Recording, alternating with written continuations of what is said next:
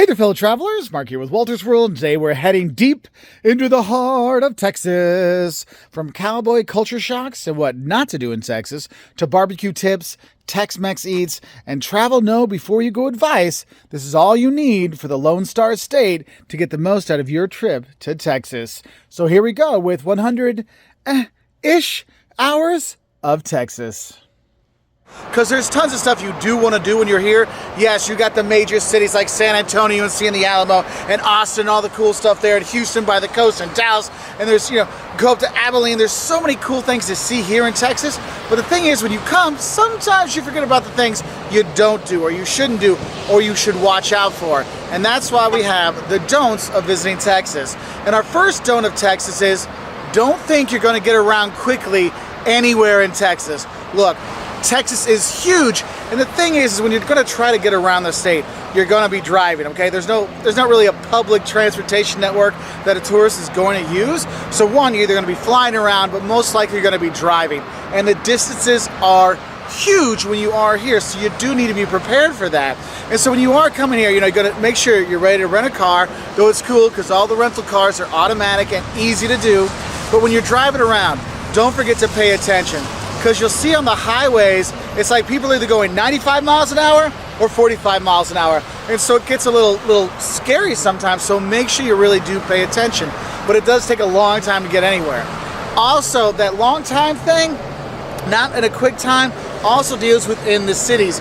Because Texas is growing so quickly, cities like San Antonio and Austin, they're growing so quickly that sometimes it's hard for the cities to keep up. So the traffic jams during rush hour can be a real pain. So what we recommend is, to your place like Austin or San Antonio or wherever, park your car and you just Uber around places. It'll make it a lot easier for you, or take a taxi or whatever, because the parking and all these things can be a bit much. Now, my second don't for you is, when you are coming around here and you are driving around, don't forget to look out your windows. I know it sounds silly. Well, Mark, of course I look out my window, I'm driving. No, what I'm saying is, look around. You're going to see so much of Texas. Yes, you will see some longhorns out there. You will go through the hill country, maybe stop into Fredericksburg and see the German history there. And you go around the plains in the north. You have such varied beauty here in Texas. That's one of those things like, man, that looks like a cute town. Maybe I'm going to get off the highway. Maybe I'm going to go over and check some stuff out. Definitely do that. Go see the beauty of this state, because it's great. Now, my third don't for you actually deals with Buc-ee's, this place behind me, and that is, when you're driving around, you're probably gonna be like, man, we gotta get gas, we gotta get something to eat, what should we do? And a lot of people get kind of scared of gas stations and big truck stops kind of like this. Dude, don't be that way.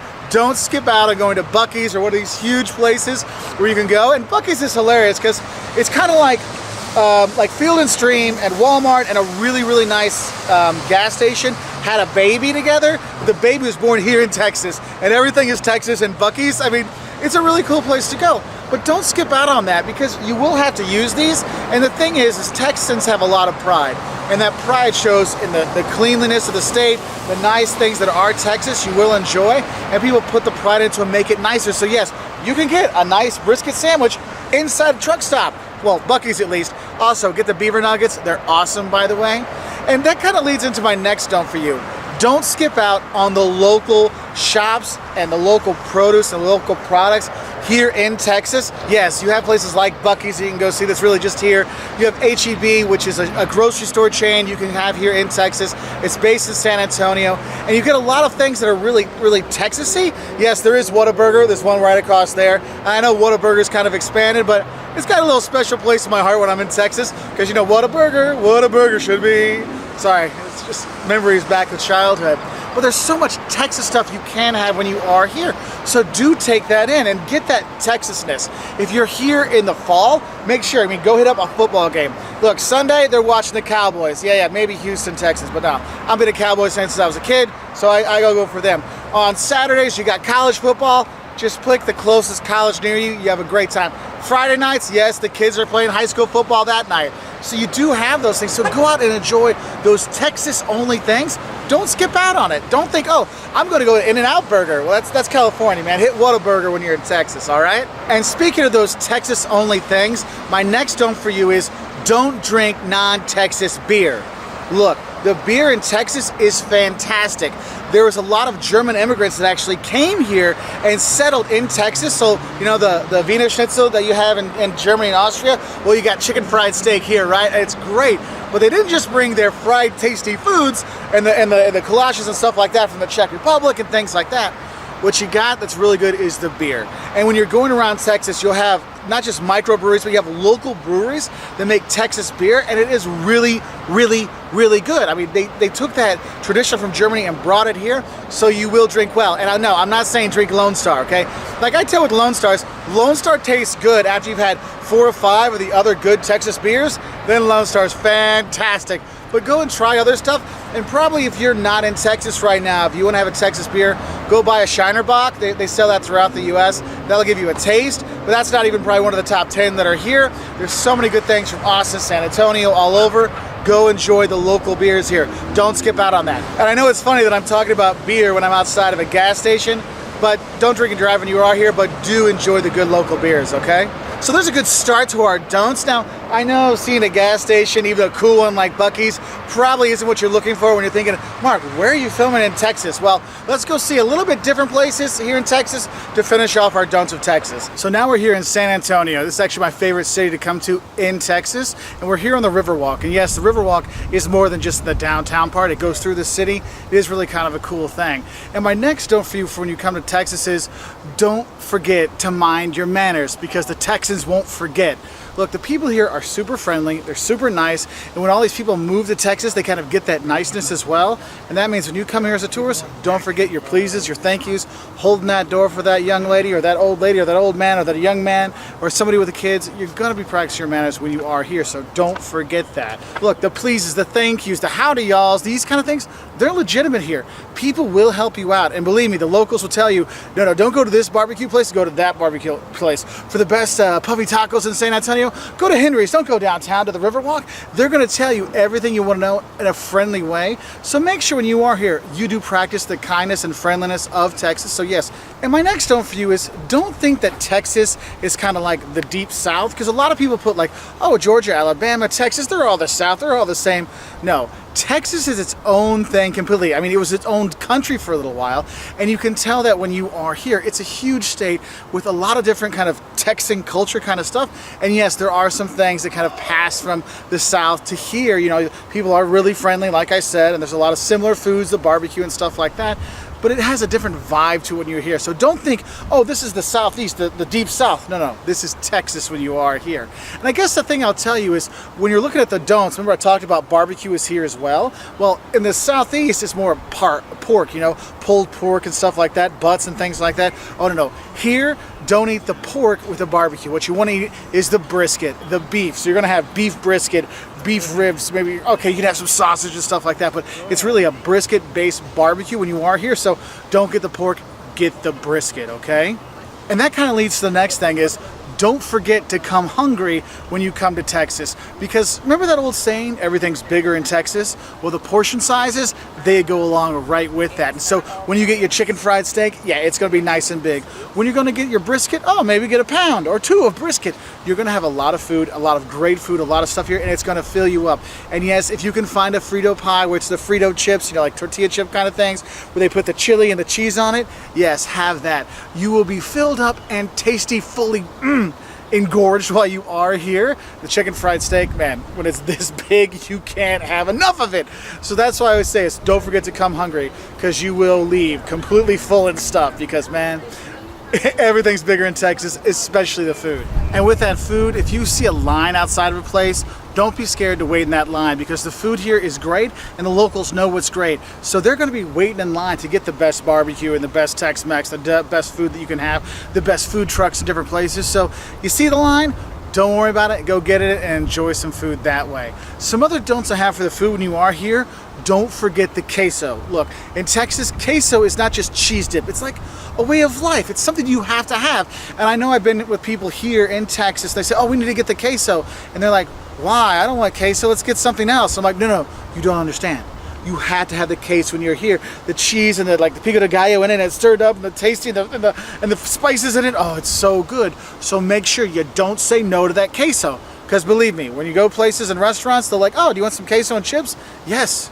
Yes, you do, okay? And the thing is, my next don't is don't stop with the queso. Look, I told you, don't forget to come hungry, but also don't skip out on the Tex-Mex when you are here. There's a ton of great Tex-Mex restaurants in pretty much any city you go to. You're gonna eat well when you have it. And for example, there's some local specialties as well. Here in San Antonio, the puffy tacos, you gotta have when you are here. So make sure, load up on that queso and the Tex-Mex. You can't go wrong with that. So my next don't for you is don't complain about the weather when you come to Texas. Look, Texas in the summer is hot as hell, okay? No one is going to deny you that, okay? So don't complain about it. You know that. You're coming here in July and August? Yes, you will melt. That is how it works. So don't complain about it. But the thing is, I want you to know is, don't forget that Texas actually gets chilly in the wintertime. I mean, we're here in January. Look, I've got my quarter zip on. I have a jacket. It was in the 20s the other night where we were. Yes, sometimes there's some dusting of snow in Texas. I know, you think Texas, it's always sunny and hot every day. No, don't think that way. Make sure you are actually, checking the weather forecast before you come. Do the 10-day forecast. Make sure that if you do need to bring a sweater or a jacket, you're ready to go so you can get those, okay? You're gonna need that occasionally at night, especially in the winter months. Now, my next don't for you is when you do come to Texas, don't skip the sights. I know I've talked about driving all over the state, and I've talked about eating at places like Buc-ee's and Tex-Mex and puffy tacos and drinking the local beer, and I haven't got into the really amazing sites that are all over Texas. Yes, going to Austin and going to South Congress and seeing the cool shops there, and going to Rainy Street and drinking up there, or going to Dallas, or going to Houston, going to the coast and the Padre Island, all these kind of things. There's so many cool things to see, but there's cool sights as well. And San Antonio is probably my favorite for that. And the thing is, you all have heard about the Alamo, right? Remember the Alamo? Well, don't forget it. Visit it when you are here. But it's not actually the coolest site in San Antonio. The coolest sites to see when you are here are the Spanish missions, okay? Go and check those out. And you go around the state, there's really good museums. And thing is, this state has had a lot of money throughout the years. So you've got really good art galleries in Austin and Dallas and San Antonio. You can get all kinds of, art you can check out in galleries. And so go out and enjoy that. And don't think it's just barbecue and beer when you are here. It is so much more. And the thing is, with those cool sites and cool food, it's actually brought in a lot of people from the rest of the United States to live in Texas. And so I guess my next don't I'll have for you is if you're in a city like San Antonio or especially Austin or maybe Dallas and you meet somebody there, don't be surprised if they're not a local. You have a lot of people from all over the US that have moved here. And so meet an actual Austinite in Austin, it's like, oh wow, I thought you weren't real. I thought you were a unicorn. Because you do have all these people moving around and coming here, and that's what's made it really cool. Anyway, those are just some of the fun little don'ts that I have for visiting Texas. What are some of the don'ts that you have for visiting Texas? It really is a great place. We've really enjoyed it. The people are fantastic. Amazing food, amazing drink, amazing times, art, culture, all kinds of stuff. And it's not what you think Texas is going to be. Come and explore and learn for yourself because you will enjoy it. So I'll say bye from San Antonio, and y'all enjoy Texas. Bye. Oh, a little add-on at the end, back to Buc-ee's here. And you'll notice all the Texans you talk to will tell you how clean the bathrooms are at Buc-ee's and how many bathrooms there are. It's kind of like they've all been, kind of taught by Buc-ee's and the Tourism of Texas agencies. But it's actually true. There are tons of toilets and they are really clean, so don't feel bad about having to use the bathroom at a rest stops. The first thing that shocks you when you come to Texas is how much the Texans love Texas and everything that is Texas. Whether you talk about having puffy tacos in San Antonio, whether you're talking about having a good time in Galveston, whether you're heading to the hill country for some wine, whether you're making waffles in the shape of a Texas waffle, or you have towels that say Texas proud or Texas strong, right? Or the Texas flag everywhere. Texans love Texas and everything Texas. So if you're not sure what to get your Texas friend for a gift, buy them something Texasy. Because whether it is in their sports they love, how they decorate their driveway, the ice cream, yes, you better be having your Bluebell when you're here. Going to shop at HEB, yes. What is Texas? They love. So don't be surprised if you're like, wow, Texans really love Texas. So when you come to Texas, you'll understand why. It's actually a really cool state to visit. But the thing is when you visit Texas, my second shock for you is the size of Texas and the size of everything in Texas. I mean, it's insane. If you drive from Galveston, which is on the Gulf Coast, to El Paso in the far west, that is 800 miles, 1,300 kilometers, 12 hours straight driving, no stopping at Buc-ee's and taking in, some beaver nuggets and a drink and a kolache. No, that's a straight through. that's still in the same state. I mean, it's insane the size you have in Texas. It is just an enormous state. And you have to take that in when you're here, because if you're going to visit, you may say, we're going to go see Texas. Well, you're probably going to see parts of Texas. Like, we're on a trip now and we're doing Galveston, San Antonio, Fredericksburg, Dallas, and then heading out. Like, I'd like to go to El Paso, see our friends there. I'd like to go up to Amarillo and see, the Cadillac Ranch and stuff like that. But I only have so much time. It is a really huge state. And the thing is, it's not just the size of the state that's huge, it's also everything Texas. You know the old saying, everything's bigger in Texas? Oh, it's true. Whether it is when you're going to Whataburger and you're getting a soda there, yeah, I think their regular is about, 9 gallons of soda. I mean, it's crazy how big it is. Go get yourself some of that brisket when you're here at the Texas barbecue. Oh, the lines for the good barbecue places, yeah, they're Texas-sized lines. Super long, but it's Texas-sized. Good when you get that huge thing of brisket when you're here. Oh my God, it's so good. But yeah, it's going to be a lot. Those portion sizes, man, get some chicken fried steak. I mean, you'll be full for a couple of days if you're not used to the portion sizes here. And when we're looking at big, another big I have to tell you about is the weather in Texas is just as big as the state. I mean, you will have Texas summer. I mean, I was talking to a friend of mine. We were in Galveston and it's wintertime here and there was nobody at the beaches, but it was still nice enough to go to because it was like in the 70s, like in the 20s Celsius. So it was nice to go to the beach too. And my friend's like, you can come back in the summer, and like mid-sentence he stops and goes, in the summer with Texas heat. Yeah, Texas heat. Yeah, I mean, I'm starting to sweat just thinking about Texas heat. I mean, it is really bad. July and August here is like super big heat. So just be prepared for that.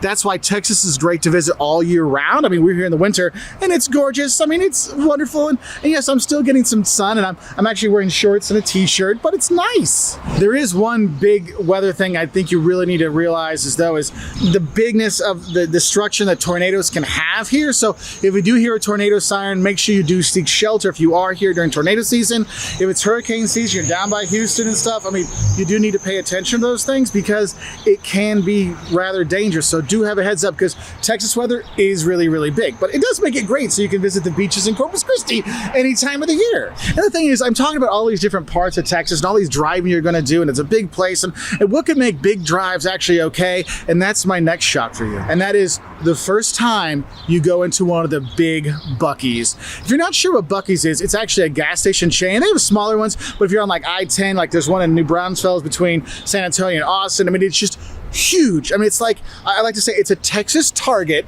and a Texas-sized gas station had a baby, but the baby was a really big baby, and they made Buc-ee's because it has amazing food inside. Yes, you'll have freshly cut brisket sandwiches that are fantastic from there. You'll get cinnamon rolls about this big, but most important thing is you'll be surprised how much you love beaver nuggets when you go there. I actually buy a big thing of them and give them as gifts for Christmas because, oh my God, beaver nuggets are so good. But you're surprised like how huge this thing is. But I mean, that is Texas.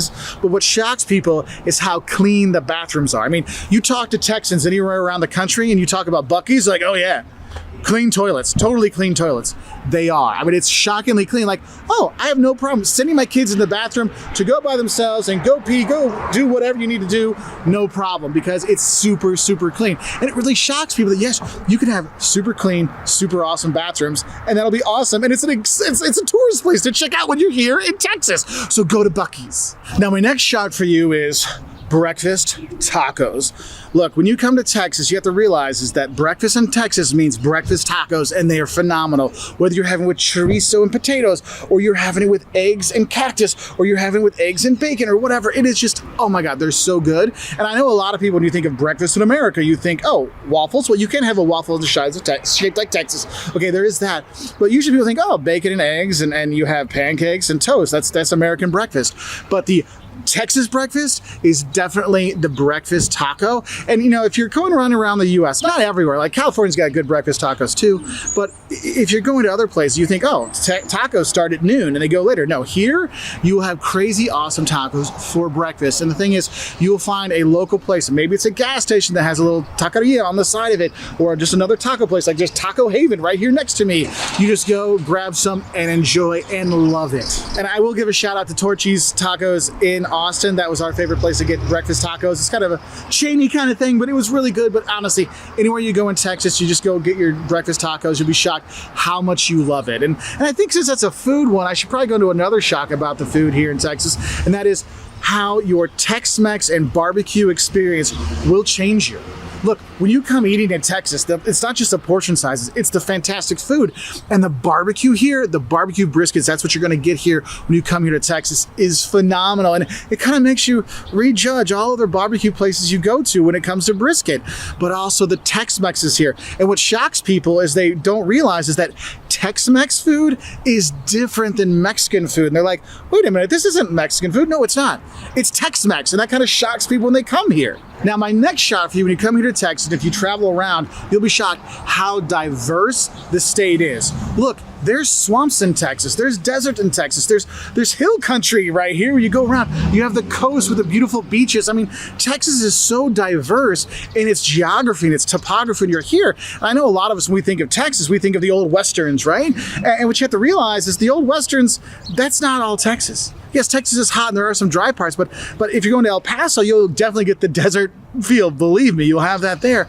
But if you're going to like Fredericksburg and you're going to the hill country, or if you're going up to Dallas with all the lakes that are up around there, or going to Galveston or Corpus Christi, South Padre Island, and having the beaches, you have all this diversity that's here in the state that you realize that, wow, Texas really is different. I mean, driving to Fredericksburg in the hill country from here, it's like an hour and a half drive from where we are, and you're just like, wow, I'm in a completely different place. And I think my little experience with random people from here in San Antonio coming up and saying hi while I'm filming really represents the next shock of coming to Texas. And that is how friendly, how nice, and how upstanding the people are here in Texas. I mean, when you go around, that Texas pride they have about their state, they're going to tell you where to go, where to eat, what to see, what to do, all those things. And they'll give you the little hints as well. Oh, but get this taco when you're there. Get this when you're there. Oh, ask them to like do this. Check them out. Like, the people that help here, the guy was telling me, he's like, oh, they make really cool t-shirts. You can get that too. You have all this amazing personality in Texas. I know people talk about big Texas and big people in Texas and loud and boisterous, but they're loud, boisterous, fun, and friendly. And that's what shocks people when they come here. Like, wow, Texas people really are Texas people.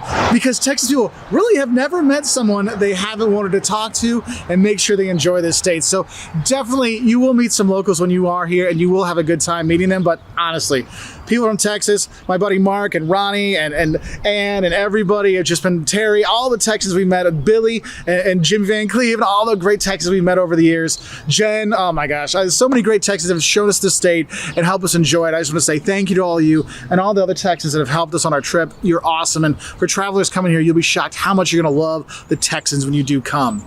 And the next shock I have for you is with those Texas people is how much they love football. And the thing is, it's all kinds of football. Yes, it is, you know, if you like the Friday Night Lights high school football stuff, I know it sounds corny and cheesy, but people love football. They'll go watch the high school games, the college game. Yeah, hook 'em horns, right? You got the University of Texas, you got SMU, you've got so many colleges. Texas A&M is probably the better one right now, but don't tell people that out loud. But you have Texas Tech. I have to give a shout out to Texas Tech because some of my good friends graduated from there. But people really love football when you're here. And yes, their professional teams on Sundays aren't doing so well. Houston, we don't really talk about the Texans. I mean, the Cowboys, you gotta love the Cowboys when you are here. And one of the things that's funny is you might be shocked is you can do a tour at Jerry World, AT&T Stadium in Dallas, and it's huge. I mean, it's huge. I mean, it's Texas, so it has to be huge. But that love affair of football and sports and just outdoorsiness and everything is just really a part of Texas that'll shock you. Like, wow, football and outdoors and all this stuff is true Texas, all right? And then I think I need to talk about, if we're talking about the people, we need to have this shock. And this shock is how fast everyone drives in Texas. I mean, you need to be ready when you come to Texas for the speed, because yeah, the speed limit's 75. You know, sometimes on the back highways, I'm like, what? The back roads? See, kind of highways? That's kind of weird at 75, and people are flying all over the place on the highway. I mean, I still remember my first trip to Texas. We were driving from Springfield, Illinois to Nuevo Laredo. And my dad and I were switching back and forth, and at 2 o'clock in the morning, I'm driving through Dallas, getting through the Metroplex. I'm driving in, and I might be going like 75, something like that. And this is back in the day, so I don't know if 75 was the speed limit back then. And I look in the back mirror, and I see this light, and this Lamborghini goes, vroom, right by me. I mean, it was just like a normal thing, but you got to be ready for the fast drive when you are here. And also you'll be shocked is when there is road construction, how like tight they make the roads on there. So it can be a little stressful, especially if you're driving at night. So do have a heads up for it, because you might be shocked. Oh my God, what am I going to do? And the short on and off ramps. Yeah, that's another one that might shock you when you are driving here. But with a state this big, you're going to have to drive a lot. So be ready for it when you do come. So there's a lot of things to do around here. And so I thought we need to get the don'ts of the entire area. And my first don't for you is don't underestimate the size of the Dallas-Fort Worth Metroplex. I mean, this place is huge.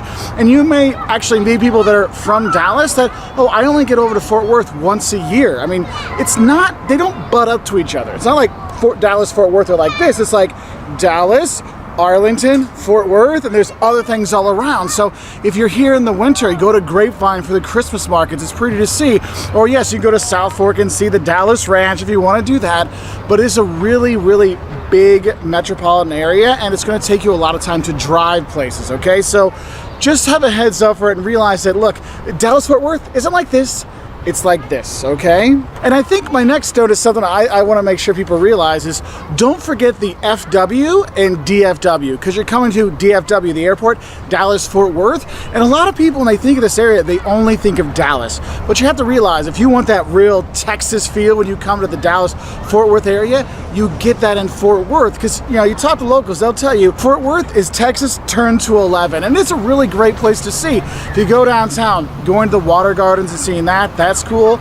But for me, the best thing to do is going to the stockyards, the Fort Worth stockyards. Every day at 11:30 and 4 o'clock, they actually have a cattle drive where there's the longhorns that come through, and it's really, really cool. And when you're down there, there's a lot of really great restaurants. Like we ate at the H3 Ranch, which was fantastic. There's a bunch of bars down there you can go to. You go to Billy Bob's, which is a honky tonk for music and having a good time. And you'll see people going out to have a good time in Fort Worth, but I won't lie to you, have a good time everywhere you go. And here's the surprising thing. The top ranked zoo in the United States is actually the Fort Worth Zoo. There's a Dallas Zoo and a Fort Worth Zoo, and honestly, it's worth your time to go to the Fort Worth Zoo when you are there, okay, or when you're in this area. So I want to make sure I get that, don't forget about Fort Worth when you are here. And I really want to emphasize that by my next don't think you're too cool to go watch the cattle drive, okay? Because really, going to the stockyards is a fantastic thing to do. Just remember, 11:30 a.m. and 4 p.m. every day, they come through, and it's a really great thing to do. All kinds of fun stuff. Caleb actually did the mechanical bull when he was there, and so you can have a really good time. So my next tone for you is we're coming from Fort Worth, we're coming over here to Dallas, and I think it's really important you realize that don't think of Dallas as just the city where Kennedy was assassinated. Look, when you come here, you can see where President Kennedy was assassinated. You can go over to Dealey Plaza, and actually on the road, there's an X where he was assassinated. You can go to the 6th floor museum that's there. There's plaques all around, and yes, you can check out the grassy knoll, but don't think Dallas is just that. Dallas has got so much great stuff to see and do when you're here, whether you're seeing some of the great museums that are here. The Dallas Museum of Art is fantastic. The Perot Museum, if you're more into natural science kind of museums, you can go, if you go to SMU, oh my God, the campus of SMU, oh my God, it is gorgeous. And you go there, the George W. Bush Presidential Library, that's there. And the thing is, there's a lot of stuff to see here in Dallas. I like coming here to Pioneer Park. You can go up Reunion Tower. I mean, there's a lot of things you can do when you're here, and it's not just the Kennedy assassination stuff. So don't think that's the only thing to do when you come to Dallas, because there is a lot more to do. And there's a lot of fun stuff to do too in the area overall. So don't think you can't have fun when you come here, because there's great clubs, there's great restaurants, there's great places to eat, not just restaurants, but hole-in-the-wall places that have great barbecue or Tex-Mex. There's so many great things to do when you're here, and there's fun stuff for all ages. Tons of water parks. Yes, you have Six Flags over Texas you can go to. I mean, there really is a ton of things to see and do when you're here. You want to go to sports? You don't go to Dallas, you don't go to Fort Worth, you actually go to Arlington. And Arlington's where you see the Texas Rangers and, most importantly, the Dallas Cowboys. And you can actually do a tour of Jerry World when you are there. So there's a lot of really great things to do around the area, whether it's culture, whether it's fun, whether it's for family.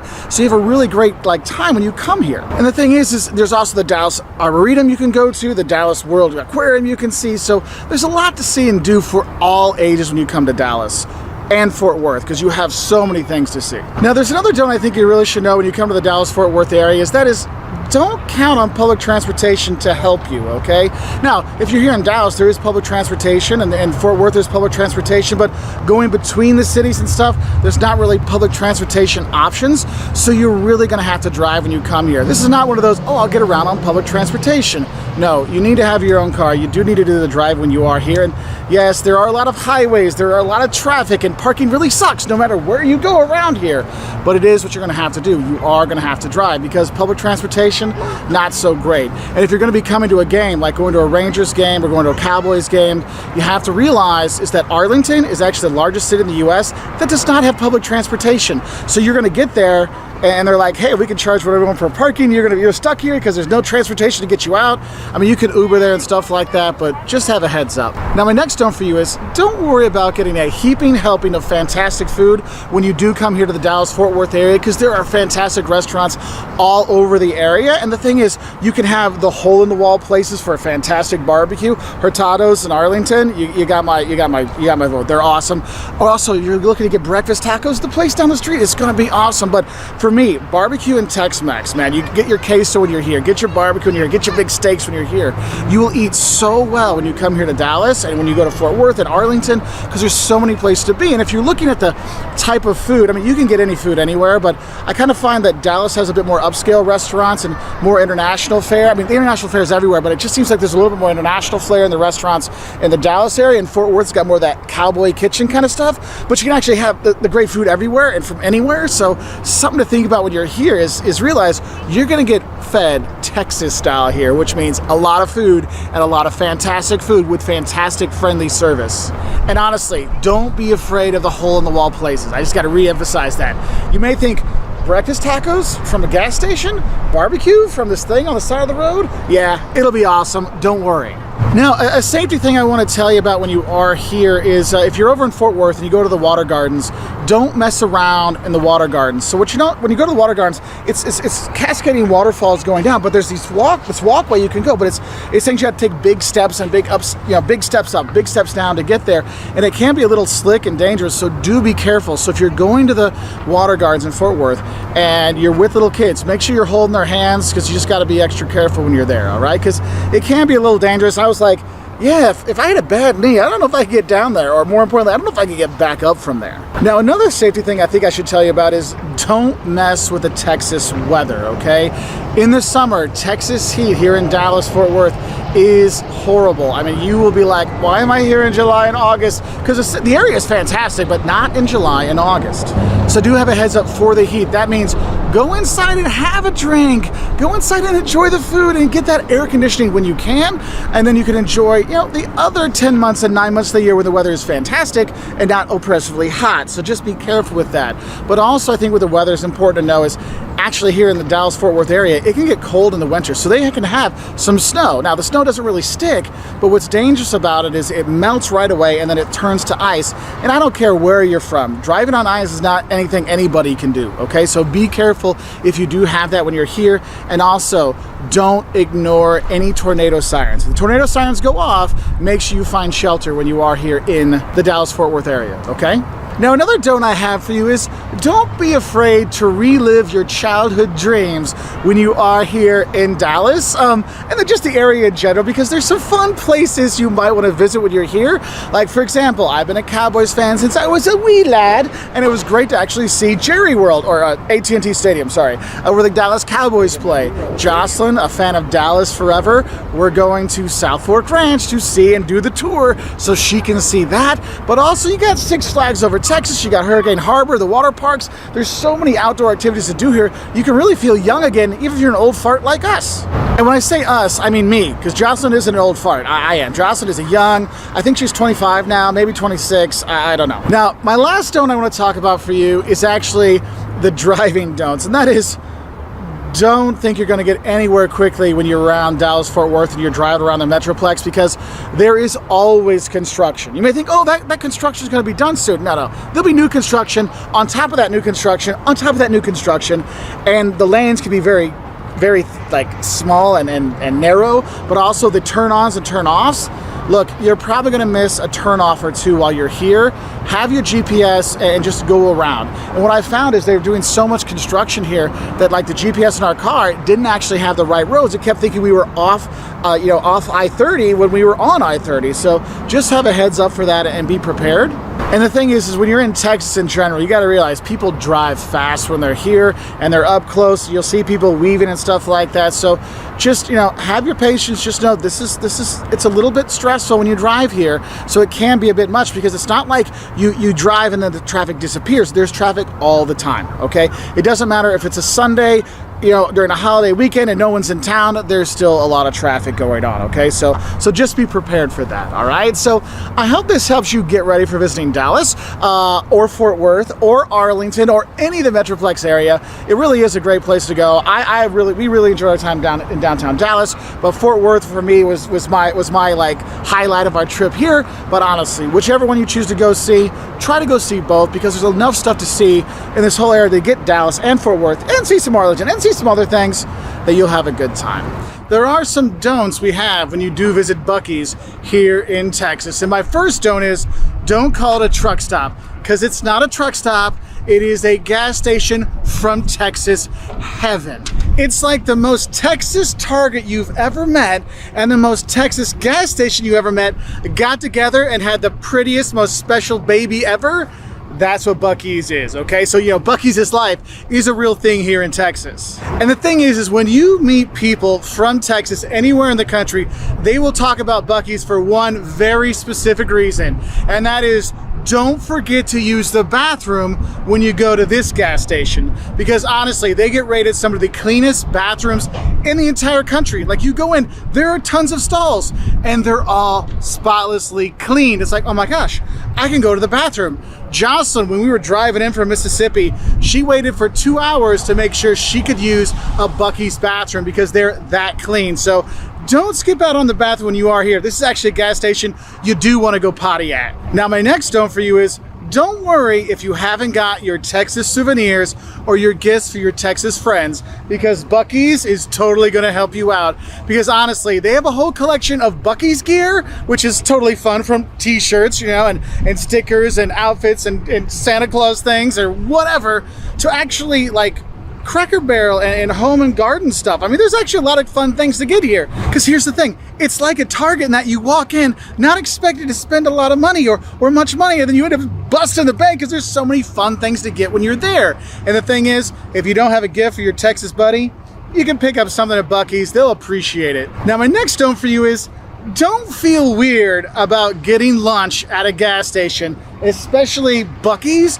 because Buc-ee's, they actually have hand-carved brisket sandwiches. So good. You want to have that? Maybe get a kolache from the bakery or one of those insane cinnamon rolls.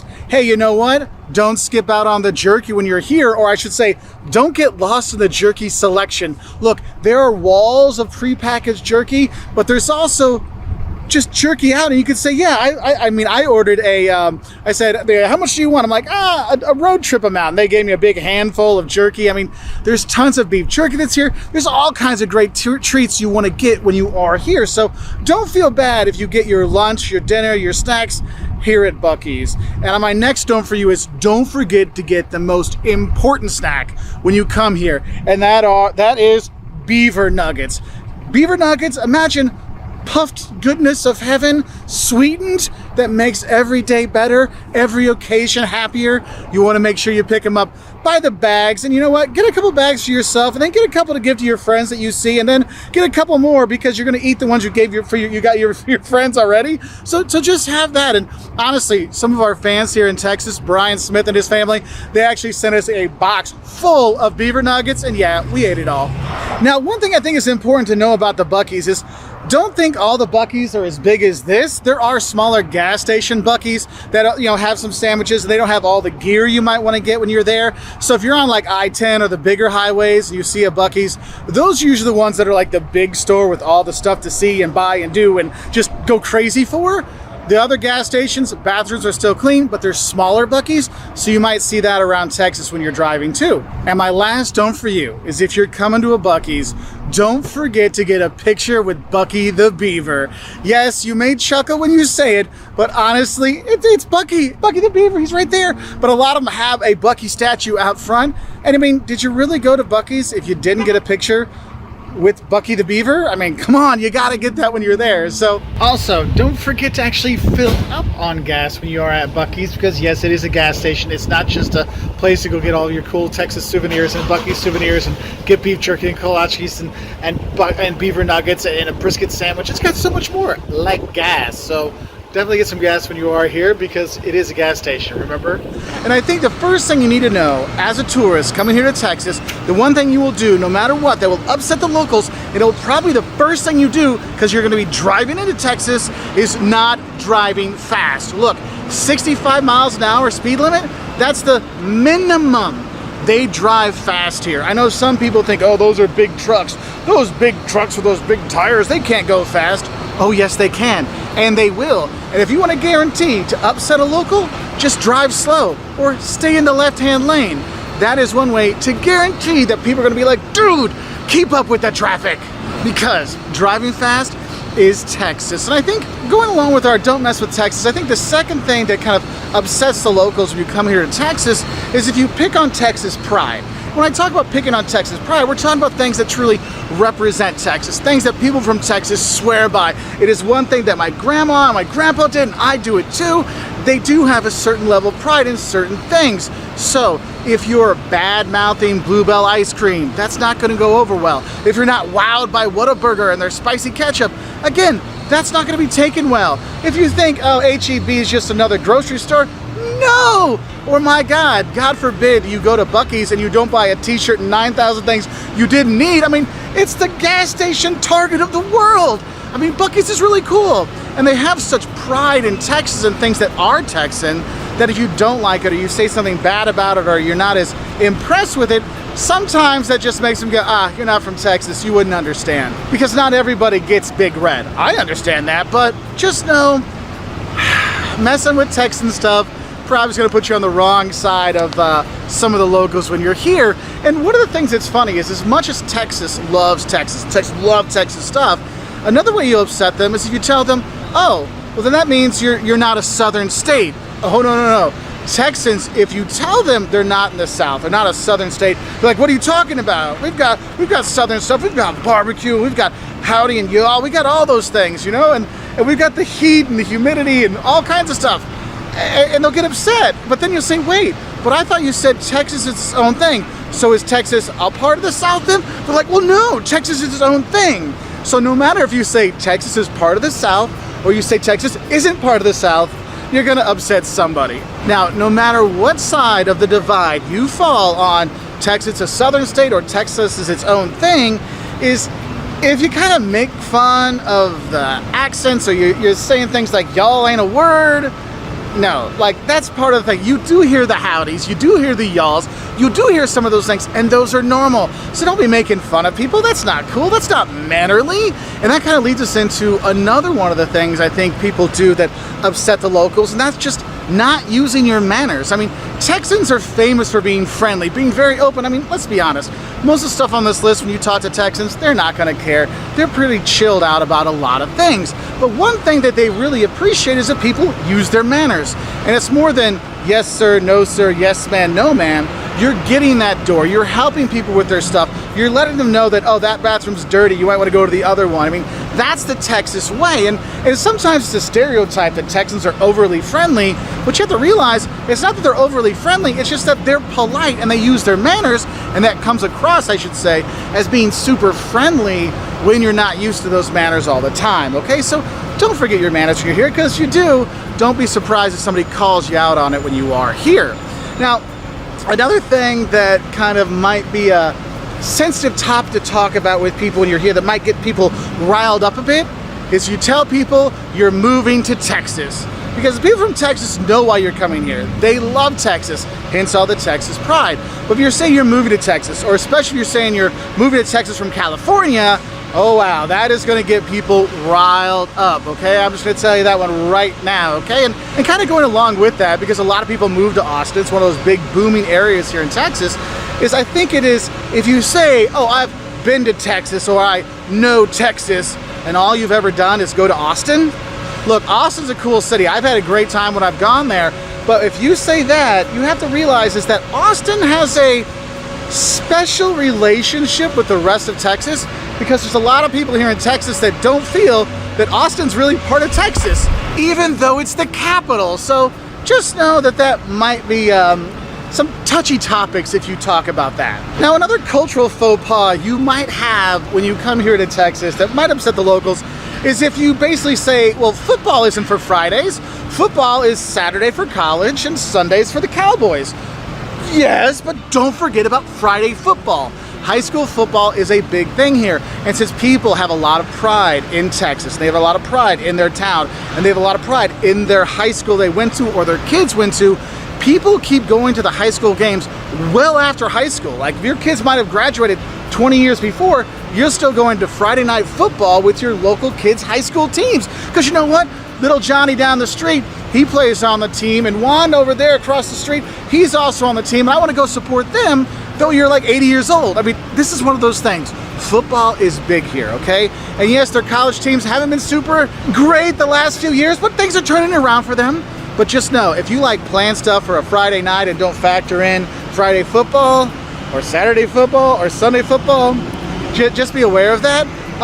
So yeah, but don't worry, if you're talking about professional football, it's the Cowboys. Nobody cares about the Texans, honestly. Even Houston, I wonder sometimes. I mean, just go with the Cowboys on that one. Now let's focus on some food faux pas that you might make when you come to Texas that will upset the locals. And one is you tell them that true barbecue is pulled pork.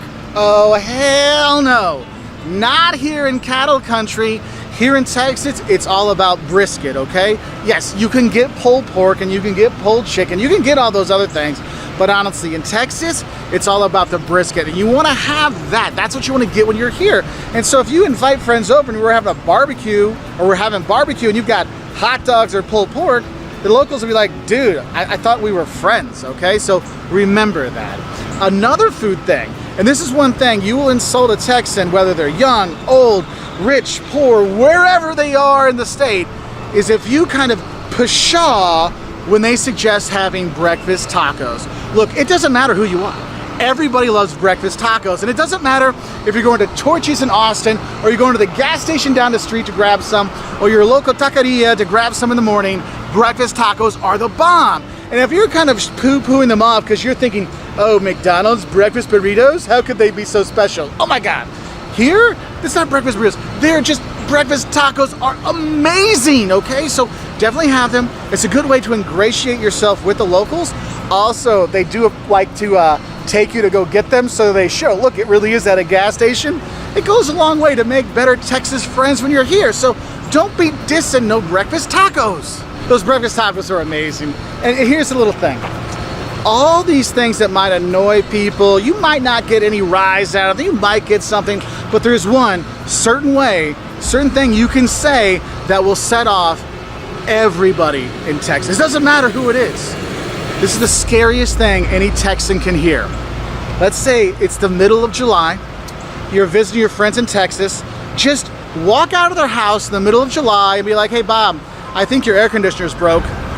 You will see people freak out because, oh my God, it's so hot here in the summer, and when the AC goes out, people melt, okay? You will see people that will get hotels because the AC in their house doesn't work in the summer, okay? So that's really the scariest thing. You can tell somebody from Texas that they will freak out about, all right? So I hope you liked our few little things that tourists might say or do that might upset the locals here in Texas. And yes, I personally didn't talk about two specific topics for specific reasons, but I think you can imagine those because I don't want the comments turned into that craziness. We're here in Austin, Texas, the capital of Texas, a city that has tons and tons of stuff to do, from checking out cool shops on South Congress, drinking yourself silly on East 6th Street, or going to like the more cooler places to drink like Rainy Street and things like that, or the museums that are here. There's so many cool things to do when you are here that sometimes you forget there's things you don't do when you do go to a place. And that's why today's video is the don'ts of visiting Austin, Texas.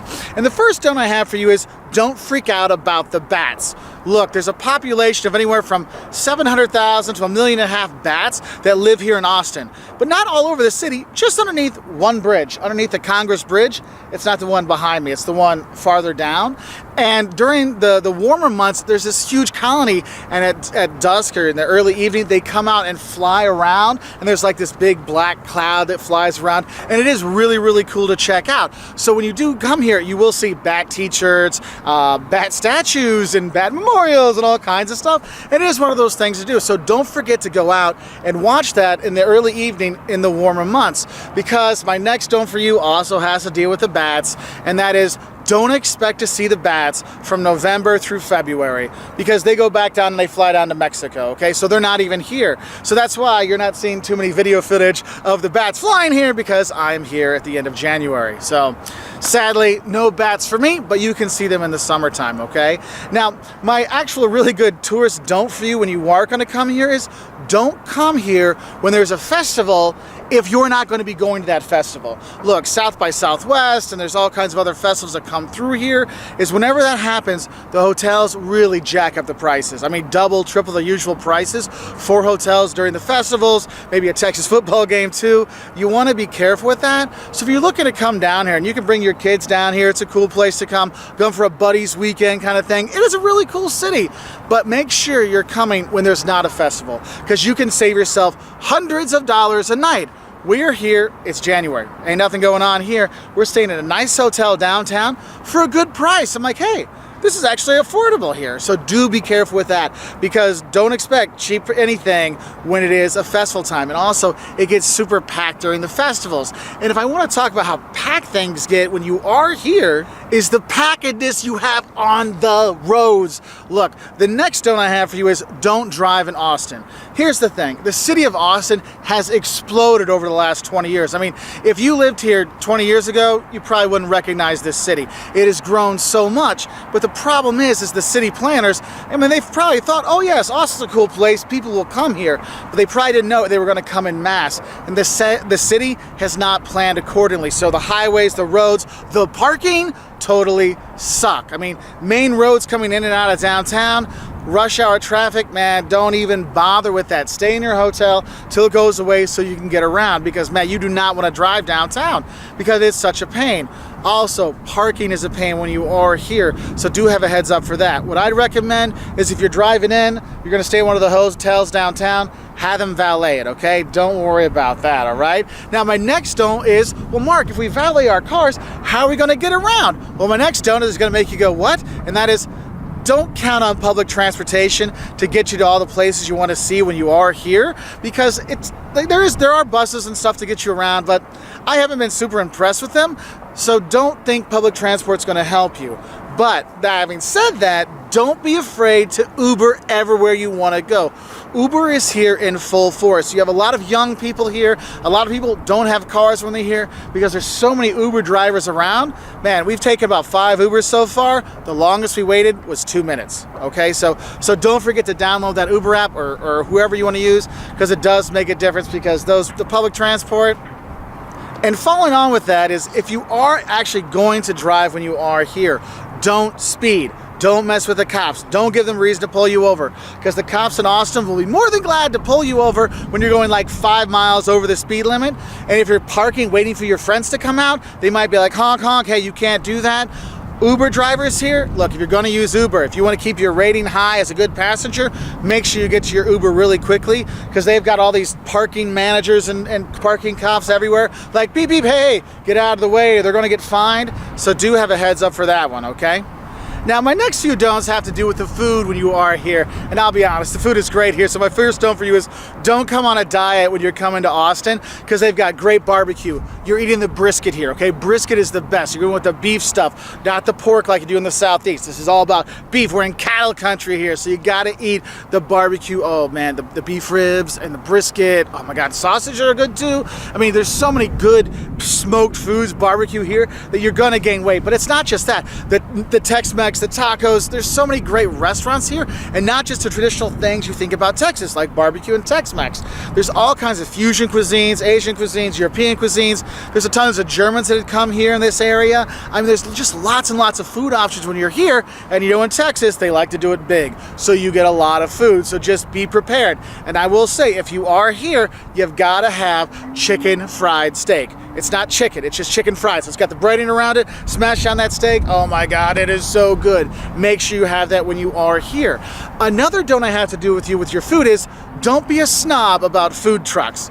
Look, food trucks are all over Austin. They are the place to eat, whether it's getting a breakfast taco or an afternoon snack or a late night grub. There are so many food trucks here that'll sell you anything, yes, from tacos, Tex-Mex, sausages, barbecue, any donuts, anything you can think of, there's probably a food truck for it. I mean, you go all over and go, I'm hungry, I'm gonna have something from this truck. And like, wait, that truck looks good too. And you will have this really great food truck experience here. So don't be like, oh, it's food from a truck. No, no, no. The food trucks here are awesome. Definitely eat from them. And another thing with the food is, don't eat breakfast in your hotel. It's not worth it. Go and have a breakfast taco, actually 2 or 3 breakfast tacos anywhere in the city. Tacos are fantastic here. We had Torchy's this morning. It was awesome. All the great tacos we had. And when you're there, yeah, why not have some queso for breakfast? I mean, hey, queso's great all the time. You're gonna have such great food that you don't need to stay in your hotel for breakfast. Go out, have the breakfast tacos, and for the love of God, if in your mind right now you're thinking, breakfast tacos? You mean like McDonald's breakfast burritos? No! No, no. It's a totally different, magnificent, wonderful moment when you have breakfast tacos here. So make sure you do that for breakfast. And I guess another thing I would say with the tacos is, don't get tricked into like overspending for tacos. Like, oh, it's $6 for a taco here or there. You're like, no, no, no.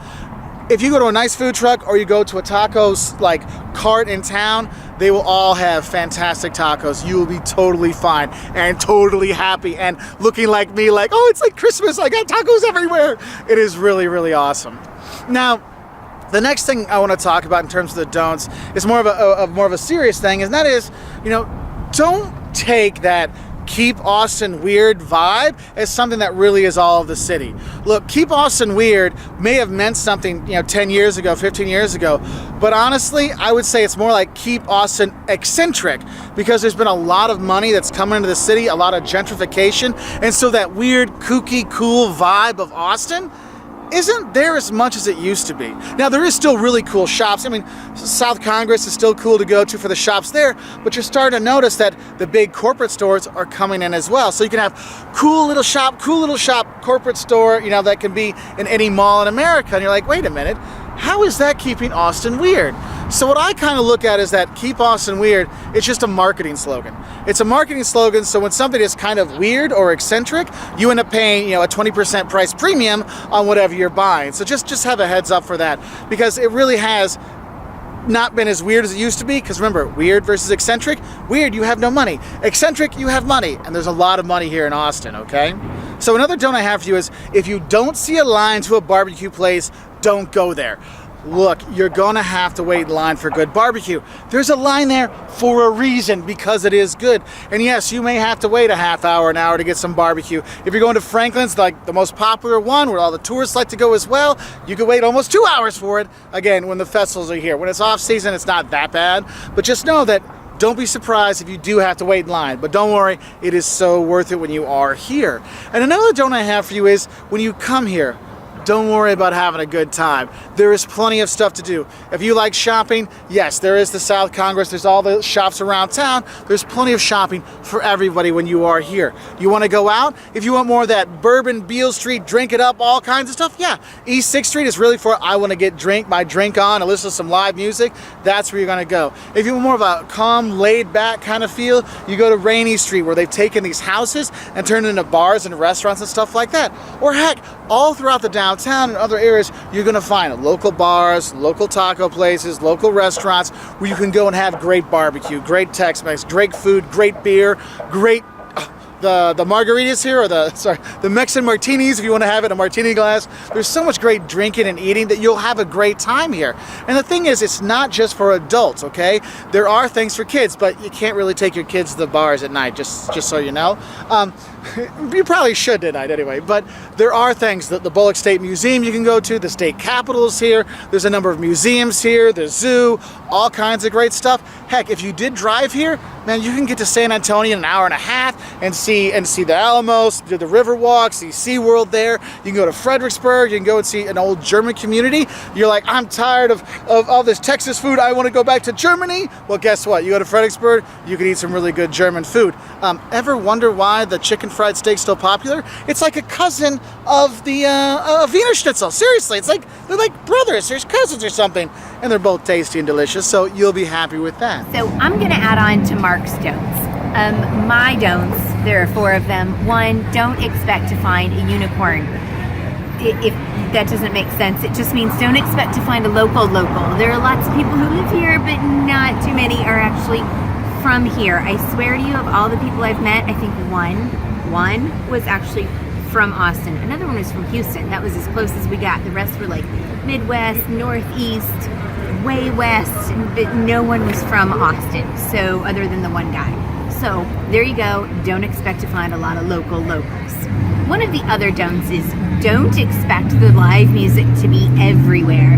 It's really kind of concentrated in like certain areas, like the historic district. It's not all over Austin, at least not all day. On that note, 6th Street has a lot of music, and I keep a lot of covers in this area, whereas at Red River, there's a lot of like more local, original music. At least that's what my ears tell me. So the other thing is, don't worry about, don't be surprised with the beggars. You got these beggars that are funny, and they're great because you can say no, and they have a sense of humor. Like, this guy wants money for weed. Love it. But you know, then there are those beggars who are working for causes, and oh my gosh, these people are like incessant. They don't stop bugging you. They want you to sign up to do this and sign up for that and blah, blah, blah. And they won't let you go. Whereas the traditional beggars here on 6th Street, they're just like, cool man, thanks, see you later, you know, no big deal. So just don't be surprised by the beggars and that you may be accosted by some of them. But it still is a fantastic city with lots to do, lots of stuff to eat, really nice people. We've had a great time. I mean, Texas has got amazing people in general. Austin's been no different from that. And I really do recommend you coming here. It is a good time. I won't lie to you. Today, we're in my favorite city in Texas, San Antonio. And today what we have for you are the don'ts of visiting San Antonio. And my first don't for you is, don't think it's just the Alamo, okay? Yes, you have to go see the Alamo when you're here. It is a must when you are here in San Antonio, and it's free to go in. But also, you need to know is when you go in the Alamo, remember, you don't get to take pictures when you're there, and you're like, oh no. But the thing is don't just see the Alamo, because you know what? When you come here, there's actually a UNESCO World Heritage Site that the Alamo is a part of, and that is the San Antonio Missions. And whether you're going to Mission San Juan, San Jose, Espada, Concepcion, there's all these beautiful Spanish mission churches, and some of them are more of a complex you can go to, and it is really pretty to see. And a lot of people just kind of stay in downtown, the Riverwalk, and go see the Alamo, and they're done, and they don't realize, no, go out and see the missions when you're here, because honestly, it's one of 2 UNESCO things here in San Antonio. Because I always feel it's really important that you visit UNESCO World Heritage Sites when you get the chance, and you have them here in San Antonio, so don't skip out on the missions. And the thing is though, when people think of San Antonio, they just think, oh, it's conventions and the Alamo and that's it. No, there is conventions, there is the Alamo, there are the missions, but there's a lot more to see when you're here. The Riverwalk, the San Antonio River, you know, goes through San Antonio, and there's a Riverwalk they have with all kinds of bars and restaurants there on that you can go and walk and go eat at, and yes, have some great Tex-Mex and other food when you're on the Riverwalk. But for me, just walking the Riverwalk is just such a cool thing. And at night when it's lit lit up with all the like the Christmas lights and stuff like that. It's a really kind of cool thing to do, but it's more. There's more than that here. You have the San Antonio Botanical Gardens you can go check, which is gorgeous. You got the San Antonio Zoo you can see. If you're walking around downtown, you got the San Fernando Cathedral you can go visit. And what's cool is they light it up at night some evenings, and it's just gorgeous to see with the light show that's here, because the city does a really good job of entertaining you during the day and during the night when you're here. And there's all kinds of cultural things you can do as well. I mean, I really like going to El Mercado, the market that's here. It's basically, if you have the River Walk and the Alamo here, then you got San Fernando here, then there's the market over here. I know, first time I came to San Antonio, that was my favorite thing to see. I'm like, yeah, we saw the Alamo, it was cool, but I walked in the Mercado and I'm like, this is awesome. This is so cool. All the spices you could buy. My mom was like, hey, Mark, could you buy me some stuff when you're there? I'm like, yes, Mom, for you I can. But going to El Mercado is great. And the thing is, there's more than just like the history stuff to see. There's also, like I said, the museums you can go, like San Antonio Museum of Art. You can go, and there's tons and tons of parks around town, i.e. like Six Flags amusement parks, you know, they have that. But there's all kinds of really fun things to do aside from the Alamo. So when you come here, make sure you go and explore. And I think that's another don't I need to talk about is don't forget to explore the neighborhoods. There's a lot of different neighborhoods around San Antonio that are worth going to see just on your own. The King William Historic District is like right over there. You walk through there, there's all these gorgeous homes you can see. You want to go have, you know, a fun eating time, go to the Pearl District and go check out that part. There's a lot of cool districts around town that you can actually go and visit. So get out and don't just stay in the center, okay? Go out and explore the city a bit more. And when you are exploring, don't forget to get the most important, tastiest, most wonderful, tasty treat here in San Antonio, and that is go eat those puffy tacos. Look, San Antonio is famous for its puffy tacos. So basically what it is, they take the tortilla and they fry it, and it puffs up, kind of like a fry bread almost. It just goes up, and then they put the meat and all the stuff inside like there, and you fold it over, and it is really the thing to have when you are in San Antonio. It's not in every Tex-Mex place. I'm not going to tell you you're going to find it everywhere, but if you can, definitely have those puffy tacos. And the thing is, the innovativeness of the puffy tacos and the other great food around town, like, oh my God, breakfast tacos. Like San Antonio's got the bomb breakfast tacos when you come here. And yes, there's some really good shops all around town to get it. I know there's one right here that we go to that's literally 50 feet from our rental. And so then we can just, get our breakfast tacos and bring it back home and have it. Yes, you eat breakfast tacos every morning here. And yes, put the hot sauce, put the sauce on top, the salsa, so good. And the thing is, even UNESCO has seen how important the food culture is here in San Antonio. And it's actually a UNESCO Creative Cities of Gastronomy. So that means, like, look, we're not just, having one thing. We're trying all kinds of great stuff. So San Antonio makes a great foodie destination for anybody that wants to come here. So, don't forget to bring your appetite when you're here. And I think it's important for you to know is Texas and San Antonio are really famous for Tex-Mex. And one thing I want you to know is don't think you can only get good Tex-Mex down at the Riverwalk. Now, Riverwalk, lots of tourists go by. There's all these kind of things. But if you want like a really good Tex-Mex place, yes, you can have it there. But you can explore out in the city and find other Tex-Mex places and eat up and get the queso and all the tasty deliciousness all over town. So if you're not sure where to go and eat or someplace close by, ask the place you're staying, ask the hotel concierge or front desk. They will definitely have their favorite Tex-Mex place for you to go to right nearby or downtown or wherever to check out. But don't think Tex-Mex is only like restricted to the Riverwalk. I know I mentioned this before, but I think it's really important, and that is don't forget to take a cruise on the Riverwalk. Now, you can cruise by walking, or you can cruise by taking a boat and have a little tour around the Riverwalk. And I'll be honest, every time we've come here to Texas, we've always come to San Antonio. And when we come to San Antonio, we always walk the Riverwalk. And we took the boys on the Riverwalk 2 days ago, and they were just like, this is really cool. I'm like, yeah, see the restaurants and the bars and the places you can just sit out and have a good time and relax. And it's outdoor seating because, let's be honest, in San Antonio, it never really gets that cold when you're here. It is just a gorgeous thing to do. But walking around, taking it in, it's just one of those things you have to have. I mean, there's even like a little theater they have on there. There's all kinds of great stuff to check out on the Riverwalk. So don't skip out on doing a cruise, whether you cruise on your feet or on the boat when you're going on the Riverwalk. Now, my next don't for you is don't feel like you have to have a beer inside in San Antonio because they have ice houses, which are basically outdoor bars all over the city. So you can grab a cold one, sit outside with your friends, listen to music, maybe a band will play, but you just kind of sit out, drink your beer in the beautiful evenings here and just enjoy San Antonio. But seriously, go to the ice house for a beer or two when you are here. And the thing is you're just gonna go to the ice houses in the evening, because my next don't for you is don't mess around with the San Antonio heat, especially in the summer, because oh my God, it can be oppressively really hot when you are here, and you're just like, oh, I'm gonna die. And like, it's not just the heat, it's also the sun just beats down on you. I mean, we're here in the winter and we're sweating, we're going around. See my red face? Yeah, that's from the sun, so it's really strong. So be prepared, but especially in the summer, it can be quite hot when you're here. That's why my next don't for you is don't forget about all the water attractions and all the other activities you can do when you are here. Because yes, there is a Sea World you can go and do here. There's Aquatica water park you can go to. You can head up Six Flags and have some fun there. You've got Splash Town you can go to, but honestly, if you're gonna go to a water park when you're here, you're gonna drive to New Braunfels and you're gonna go to Schlitterbahn, the #1 most amazing, spectacular, fantastic water park in the entire United States. Period. End of story. No one can change my mind on that. And what's cool is there's multiple sections. Well, there's 2 sections when I was there. There's like the old school water park, and then there's the new school like speed slides and stuff like that. And it's just a really awesome place to go. And yes, you can go on a water, go in the lazy river, then hop out and eat a turkey leg when you're there. It is just such a cool thing to do. So don't worry about too much about that heat, because there are a lot of things you can do, kind of take the heat away when you are here. Now, another thing I think we need to talk about, and this is in any big city in Texas, is the driving. And I think my don't for you is don't drive downtown, because you don't want to deal with the parking. Honestly, if you're going to be staying anywhere near downtown, you can walk and see the historic part, no problem. It's a very walkable downtown part of the city.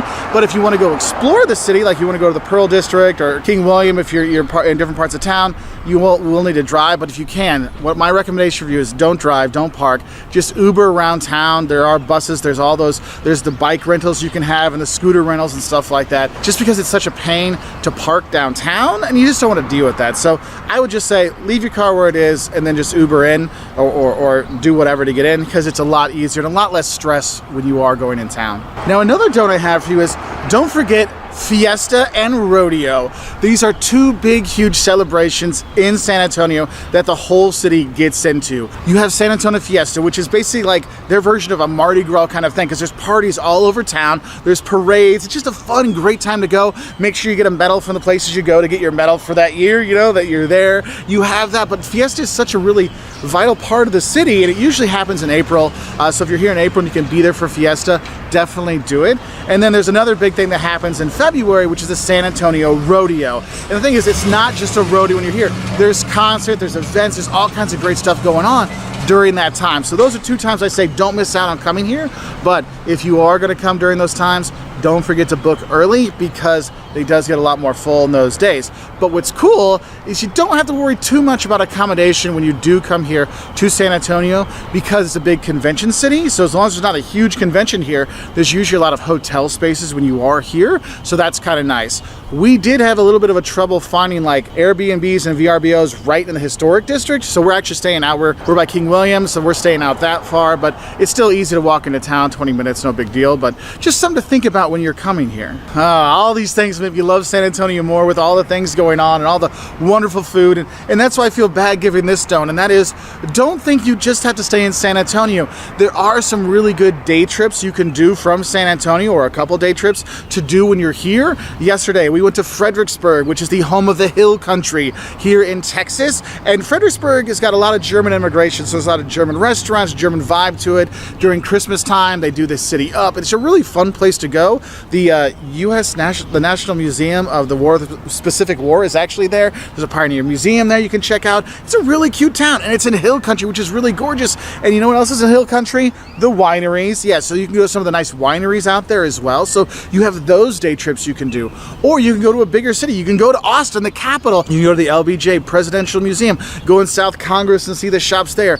Go on to Rainy Street and see the bars that are made out of old houses. I mean, it's a really cool place to be. The music in Austin as well. The capital, there's all kinds of good museums to see there as well. So that makes a good day trip. And of course, if you're going to be driving to Austin, you should stop in New Braunfels, yes, for Schlitterbahn. But also there's a really great Buc-ee's on the way to pick up all your Buc-ee's gear when you're here. Because honestly, did you go to Texas if you didn't hit up Buc-ee's? I mean, there is that. So people come here to hit the beach and enjoy. And there are 32 miles of coastline when you are here, of beaches beaches for you to enjoy. But my first don't for you is don't think that it's just beaches when you come to Galveston. Galveston actually has a ton of things for you to enjoy when you're here. You can be at the Galveston Island State Park and you can go kayaking and going on some of the trails. You can go fishing. Yes, there are all kinds of, you can go out, doing all kinds of adventure activities. But for me, the big don't think it's just beaches is don't forget the historic center of Galveston. Because Galveston, a lot of people just think it's beaches and that's it. It's not just a beach town. It's an actual town that has history. For example, you go to the Strand. The Strand is a street, and the part of that street actually has quite a few buildings that have been restored. They're just these beautiful historic buildings that are now restaurants and shops you can go and shop in and get some tasty grub when you're here. And I'll talk about the food later, but there's all kinds of historic homes you can see around town. Going to see the Bishop's Palace, that's gorgeous. My kids are like, Dad, they have a castle in Texas. I'm like, yeah, I can see how you'd say that. And the church right across the street from it's gorgeous. You can see the Opera House. There's a lot of historic homes you can go around and see. And that's why I think it's really important for you to realize that, look, get off the beach and go see those historic homes. Go see the historic buildings and realize that, wait, Galveston's a real city that happens to have a beach versus a beach town that just is a beach town. That's one of the things I think is really important to know. And the thing is, it's not just the historic homes you can go and enjoy. There's actually a lot of museums you can see when you are here. Yes, you can go see the Seaport Museum. You can go, there's a railroad museum. There's actually, when you drive in, you see all the oil refineries and stuff. You can actually go on an oil rig. There's a museum there and you can see what it's like to be on one. You have the Bryan Museum for art from the West to the US you can go and check out. There's a lot of really nice museums to see when you are here. So if you do have one of those rainy days or a chilly day, or you're like, oh, I'm so burned from the sun, I don't want to go, you got plenty to do when you're here. And the thing is, so we've got the, not just the beaches, but you don't just have the historic stuff. You don't just have the museums. You also have all the fun things to do when you're here. Schlitterbahn, yes, well, there's a Schlitterbahn here. The water park, that is so cool to check out. You got to go there. You've got Moody Gardens. So when you come in, you'll see these big pyramids, right? And they're there, and you got the aquarium there. There's the Rainforest Pyramid, the Discovery Pyramid. Really great to see. Liam and I actually really enjoyed it. We went to the aquarium and had a wonderful day there. So there's that to see. But also, there's all the things. If you want to do your mini golf and your go-karting like you have in the usual beach resorts, they've got that here too, okay? So I know that's a long don't. It's a lot of stuff to see and do and don't not do when you are here, but I wanted to get those out of the way because the second don't I have for you is, of course, don't forget to enjoy the beach when you're here. Yes, bring your beach accoutrement when you do come and go and enjoy, whether you're on the seawall watching the people go by. Yesterday, I just watched two kids, a brother and sister fighting over their scooters. I'm like, you guys are crazy, but they're having a fun time with it.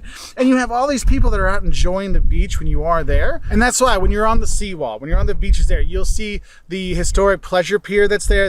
It goes out with all the rides and the Ferris wheel and the little thing that shoots you up and stuff like that. And there's games you can do there. So if you're here and it's open, definitely go to check that out to have that real, like, I'm on the beach kind of feel to it, the vibe. And that's one of the things. That's what people think of when they think of Galveston are these beaches. And the thing is my next don't for you is don't forget that Galveston is an island. The reason I say that is because Galveston, since it's an island, you get gorgeous sunrises and gorgeous sunsets when you're here. So you can let your body clock decide which one of those two you want to go see, because not everybody's getting up before the crack of dawn to see things. So you have those beautiful sunsets you can enjoy as well. Now, another thing I think is important, and this is anywhere you go on beaches, but here you need to pay attention, is don't forget to watch your step by the seawall. So the seawall, there's a seawall, and then the beach is below there. And the thing is, the seawall, there's no like guardrail or anything like that. So you'll see little kids run. You're like, stop! Because they just boom off the side. Also adults or maybe people that had a few too many Lone Stars or Shiner Bikes, they might whoops. So do be careful with that little drop off there. But also do be careful no matter what beach you're going to here in Galveston. Make sure you look for the signs. Does it say don't, no swimming here, or is it okay to swim? You want to make sure you're checking those things out just to be safe, just like any beach you go to. And that's why also the usual beach don't forget to bring your sunblock, your sun hat, your sun protection, but also maybe some bug protection as well, because yes, you're going to be here and it's going to be hot and sunny and you're going to like, oh, I just want to be in the water, but reflection, it can actually burn you even more, so do be careful with that. Now, you're starting to see why I did all those non-beach things first, because a lot of the don'ts are for the beaches, and I think another important don't I have for when you go to the beach here is don't feed the seagulls. Look, seagulls, they're flying rats. They are not majestic birds of majesty. No, they're flying rats, okay? So you feed them, they keep coming, and that annoys everybody. So try to keep from feeding them. And I know your kids like, oh, birdies. No, I've had to be like, no, dudes, no. Don't feed the seagulls. Now, if you're looking for feeding, not the seagulls, but yourself, my next don't for you is don't worry about eating here in Galveston. There is a full range of restaurants and prices of restaurants for tourists to come here. Look, Galveston is set up for wealthy tourists, middle-class tourists, campers and stuff like that. They've got stuff for everybody. And what's cool is that's the same thing for the restaurants. If you want that fancy restaurant, I want some fancy food when I'm here. I got the Gulf here. I want all that fancy seafood and stuff. They've got that. If you're here on a budget, they've got the fast food options too, and everything in between. And it's not just, seafood and Texas barbecue. No, we've had Greek food when we've been here. There's Italian places that are here. Of course, you got Tex-Mex when you're here. There's all kinds of great food to have when you're here, but there's great food at all kinds of different prices. And that's what's nice about coming here. That's one of the things is don't think Galveston is only for one economic group. I've been very happy to see that Galveston is really set up to all families. All people can come here and afford to stay with accommodation or with place to eat and things to do. So that is kind of cool. And I guess that's another don't I would say, don't worry about accommodation because there's a lot of variety here. Yes, they have resorts and spas you can go to. There's plain resorts, there's hotels, there's condos you can stay in. You can rent a beach house when you're here. There's a lot of options and they're pretty easy to get, except during high season. So make sure if you're going to come during high season or holiday weekends kind of stuff, make sure you're booking in advance so you do have accommodation when you come. But otherwise, it is really nicely set up for tourists. And I know I said all these things about how there's prices that are fine for everybody. I will warn you, don't get too much sticker shock when you go to Moody Gardens, because if you get the entire package of seeing everything there, the sticker shock might shock you. You can divide it up. So maybe you just want to go to the aquarium. So maybe be judicious on the things you want to see there. For example, it was Liam and I that went to the aquarium. Okay, so that kind of helps out. So just have a heads up for that when you do go, because that's one of those cool things to do that can be a bit pricey if you do you go all in. Now it's cool and everything's worth seeing, but just be ready for that. Now another don't I have for you is I know I've talked about the historic homes in Galveston, the actual city, and we talked about the beaches, but another don't I have for you is don't forget to check out Galveston Island State Park. There's a lot of nice little hikes you can go through and lookout points. You can go kayaking there. I enjoyed actually doing the hikes through the park. There's some nice stuff you can do when you are here. It's $5 per person when you come. I didn't think that was too bad, and it's the people are nice. They give you a nice map, tell you where to go. That was another nice thing to check out when you were here. I think another don't I have is when you drive into Galveston, you're coming in, you got Houston. Traffic is horrible, just horrible. But when you come in, that's not what gets you. What gets you when you come in is you're probably going to see a lot of refineries. When you're coming in, you're like, whoa, am I going into some dystopian future when I'm coming here? And I would say my don't for that is don't get disheartened by seeing all the refineries when you're coming in, okay? Because once you get to Galveston, you don't really see any of them, okay? It's not really affecting your trip when you're here, but it does give you this kind of ominous feel when you're driving in. There's one place where there's a fun park outside in the middle of all of them. You're like, that's an odd place to be, but it is one of those things that's a bit weird, especially coming in at night. You're like, am I entering the Matrix? What's going on here? So the kids were like, Dad, is this an okay part? I'm like, no, just refineries, dude. It's okay. It's okay. so something to think about. And I guess as I mentioned the Houston traffic, I guess another don't I have for you is don't be ashamed if you use Galveston as your base and you do day trips to Houston, or you just stay in Galveston and don't even get to Houston. Houston's one of the largest cities, metropolitan areas in the United States. And Houston does have some cool stuff to see. The museum district there, definitely worth checking out. The Children's Museum there, really top notch. You got the Space Center that's there. There's a lot of really cool, great shopping, great food, lots of stuff you can do in Houston. But if you're coming for a relaxing vacation, I would stay in Galveston to do the day trip to Houston. And it's about an hour or so, depending on traffic, hour or so to get to Houston, so you can enjoy that. But honestly, Galveston has been a really, really nice place for us to go. We actually got a house rental on the beach by Jamaica Beach, farther down the way, and we were driving into town to see stuff. It is really a nice place. So, but what I want to do is give you kind of a taste of Texas as you go around, really popular destinations to go to help you. And so we're actually doing this 2-week trip ourselves, and we're starting here in Galveston. The reason why we're here is because I feel it's important for you to see the beaches here in Texas. And we chose Galveston because you have Galveston, which is right next to Houston, which is an easy kind of entry point if people are flying into Texas or if they're driving in from the East Coast. You're coming in I-10, boom, you're right here to Galveston. And what's nice about Galveston is, yes, you have the beaches that are there, but I mean, there's 32 miles of beaches here. And yes, there's a lot of outdoor activities. You can go kayaking, you go hiking at the Galveston Island State Park. There's a lot of, the historic pleasure pier that goes off the coast there on the seawall. It's really beautiful. But for me, what's really cool is it's not just a beach town. There's actually a beautiful historic district here. And so you can see the Bishop's Palace, you can see the Opera House, you can walk the Strand, which has, it's a street, and basically it has a bunch of historic buildings. There are now restaurants and shops, and there's a lot of stuff for you to do when you're here that's not just going to the beach. Lots of really good museums, the Railroad Museum, Seaport Museum. You want to see what it's like on an oil rig? Yep, you have that here too. Also the Bryan Museum, that's a really nice place to check out. But the fun stuff is because it is a fun place to be. You have all the beach things from go-karting to mini golf, but also you got Schlitterbahn, the water park. Well, one of the Schlitterbahns, I should say, here in Texas is here. That's really nice. But Moody Gardens, it's a little pricey, but they have a rainforest pyramid you can go into. The aquarium's there in one of the pyramids. It's really kind of a cool thing to do. And so I thought this is a good place to start. The thing is you don't want to start in Galveston, because I will tell you, the water is not crystal clear here. It is all churned up, so it's a little bit browner. Not gross, but it's just not that crystal clear water you think of.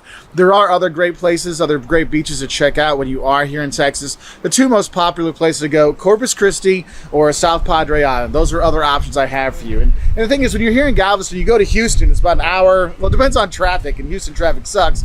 It's about an hour from here. And there's the museum district you can go to and check that. The Space Center's that's there. The Children's Museum's fantastic. So there's tons and tons of restaurants. So you got plenty of stuff to do in Houston. So you have this kind of Galveston-Houston combination you can do to start off, all right? So we're gonna hit the beach and see some more of Texas. So we're on our way from Houston to San Antonio, and I think if you're going on any kind of adventure in Texas, it's really important that you actually do make a stop here at Buc-ee's. Buc-ee's is a gas station chain here in Texas that is phenomenal. Insanely clean bathrooms with plenty of space. So this is the place you go, like Jocelyn's gonna go drop off the garbage and go potty, because this is the place that everyone's so proud of when they talk about Texas. So don't forget to stop at Buc-ee's when you are here and get the beaver nuggets. I mean, you can get a t-shirt for the beaver nuggets. Oh my God, they're so good. But you can get brisket sandwiches, you can get huge sodas, you can get all kinds of great snacks. Oh my God, like the bakeries there and the jerky there, it's awesome. But I really thought that Buc-ee's should definitely be on your itinerary for Texas. So after an obligatory Buc-ee's stop when you are here in Texas, I mean, you have to do that when you're here. That's just the way it is. Our next stop is here in San Antonio. And yes, you do have the Alamo when you're here, but also you have the San Antonio Missions. With the Alamo, the UNESCO World Heritage Site you can go visit. It's just gorgeous. Going downtown, walking on the Riverwalk or taking a little boat tour on the Riverwalk is great. Eating the puffy tacos when you're here in San Antonio is a must. Breakfast tacos all over town. Yes, because you have so much good food here. I mean, even UNESCO has it as a creative city of gastronomy. I mean, San Antonio's got great food to check out. The San Fernando Cathedral you can see when they light it up. I mean, the Mercado, the market here you can go to. There's a lot of great stuff when you are here. And if you're heading out of town, another place you probably go on your trip is to Austin. On your way, you got Schlitterbahn, probably the best water park in the United States. Really good to see. But if you go to Austin, maybe for a day trip from San Antonio or vice versa, you have the South Congress, go see the shops there. There's tons of great music in Austin you can go see. You've got Rainy Street with some good bars that you can go check out. The LBJ Presidential Museum's there. And of course, you have the Bat Colony, depending on what time of year you're there in Austin to check that out. But there's a lot of really cool things to see, and that's part of our trip this time. And I guess it's time for us to head to our next destination. And I think we need to see something a little bit smaller, a little bit more manageable sized town here in Texas. So the next time on our Texas itinerary is here in Fredericksburg. And Fredericksburg is actually, if you want to go to the Hill Country, this is like the capital of the Hill Country. It's a cute town. It's got a lot of German immigration that came here in the past. And you see that in the names of the houses, in the names of the buildings, in the architecture styles that are here, in the restaurants that are here. And actually, it's not just German stuff that is here to check out. There's also the National Museum for the War of the Pacific is actually here. There's a Pioneer Museum you can go to. And yes, you can see all the German stuff that's here as well. So that is kind of a nice thing. Some people might want to go to New Braunfels instead. You can do that as well for like a small town Germany kind of feel in the heart of Texas. You can do that, but it is kind of a cool place to check out. So I just thought I'd give you a little day trip from San Antonio, but we're gonna head off to another destination here in Texas. And we're here on our last stop on our Texas itinerary, and we're coming to the Dallas-Fort Worth area. And you know, DFW, it's more than just Dallas. There's Dallas, Fort Worth, Arlington. There's actually a lot of stuff to see when you're here. Yes, there's Old Red. You can go see the museum that's in there. And actually, Dealey Plaza, where Kennedy was assassinated, it's right back there. You actually see an X on the road where they show where that happened. But I don't want you to think that Dallas is just where Kennedy was assassinated. There's a lot more to see and do when you are here. So in Dallas, you got the Perot Museum, which is a great natural science museum you want to go check out. You got the Dallas Museum of Art, because there's a lot of money here and a lot of art collected here. So you can see that. You've got the Deep Ellum District for entertainment. There's a lot of things you can do here in Dallas, but it's not just Dallas. I mean, I know Jocelyn's going out to South Fork to see the Dallas. He'll go to the old Dallas TV show ranch and stuff. But there's a lot of things you can see and do in Dallas. But for me, I actually like Fort Worth better, because Dallas is much more the business kind of thing. But if you want that like Texas cowboy feel, Fort Worth's really great. So if you go to Fort Worth, you've got the water gardens you can check out that are downtown. What you really want to do in Fort Worth is actually go out to the stockyards, and at 11:30 and 4 o'clock every day, they actually bring longhorns through the street and bring them in. It's a little cattle drive, and there's all kinds of bars. There's a honky-tonk down there, good restaurants to eat when you're there, and it's really nice. And that's the thing, is when you're in Dallas-Fort Worth, you really have to realize it's very distinctly different, Dallas and Fort Worth. So it's really, you really get two different cities for the price of one when you're staying here. It is a really huge, the Metroplex area is huge, but there's a lot of really nice things to see. So I hope this gave you an idea of some places to visit when you do come here to Texas. And yes, there's other parts of Texas to visit. We only had 2 weeks. You go up to Amarillo and see the Cadillac Ranch where the Cadillacs, into the ground. You go out to El Paso, way out in the west. There's a lot of stuff to really see and do and eat when you are here. So today what we have for you are the don'ts of coming to the State Fair of Texas. And my first don't is, don't forget to say howdy to Big Tex and get your picture with him, because it's kind of like the thing you have to do when you're here, all right? So be aware of that. Also, don't forget, this is huge. Don't think it's just going to be an hour or so or 2 hours of walking around. This place is enormous with rides, food, events, all kinds of stuff. So do be aware of that. So don't forget to bring some good shoes when you're coming here, because you're going to do a lot of walking, and also probably put on a little weight too. So comfy shoes might make it easier when you're walking later.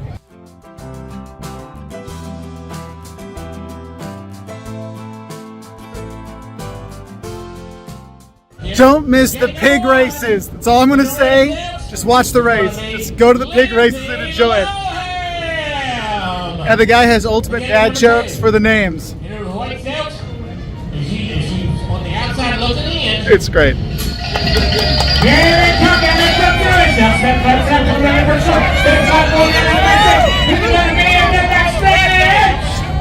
Number 1. Now, if there's one food you don't want to miss when you come here to the State Fair, it is Fletcher's Corny Dogs, the original Corny Dogs.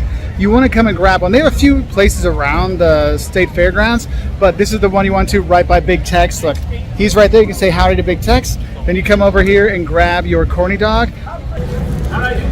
And yes, with mustard, okay? But there's tons of other things. Don't worry about your waistline when you come to the State Fair, because honestly, everything is fried, everything is fantastic. You want to eat everything when you're here. Don't spend the money on the rides, spend it on the food. But Fletcher's Corny Dog is a must here. Now don't forget, when you're at the State Fair, you might see these signs saying new food at the State Fair. You can try those out, but this is the one you really want to look for, the Big Tex Choice Awards. That means that we got the fresh baked sofa peas, we got beignets, we got fresh squeezed cherry limeade. Press Tex say come get you some. That's right, go get some. Especially we got the Big Tex Awards. That means they're the best new foods out there. So check it out. Though I will tell you, it can be pricey. Like the winner, the Big Tex Award winner is 18 coupons. Translated into dollars, that's $18. So be aware of that, okay?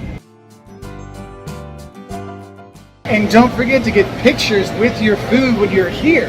One of the most important parts, because you can't just talk about having, Biscoff cheesecake on a stick. You gotta have the pictures too. Whether it's the Corny Dog or anything, you gotta get the pictures. Fried banana pudding. Yes, even liquids can be fried when you're here. So that's a don't for you. Don't think because something's a liquid it can't be fried at the State Fair of Texas, because it can. And honestly, the deep fried banana pudding, that's some good stuff. Hey, I want to say this about the food when you're here. Don't be pressured just to try the new stuff that's here, because the old classics are old classics for a reason. That turkey leg, the corny dog, you know, getting their funnel cakes, those things are fantastic.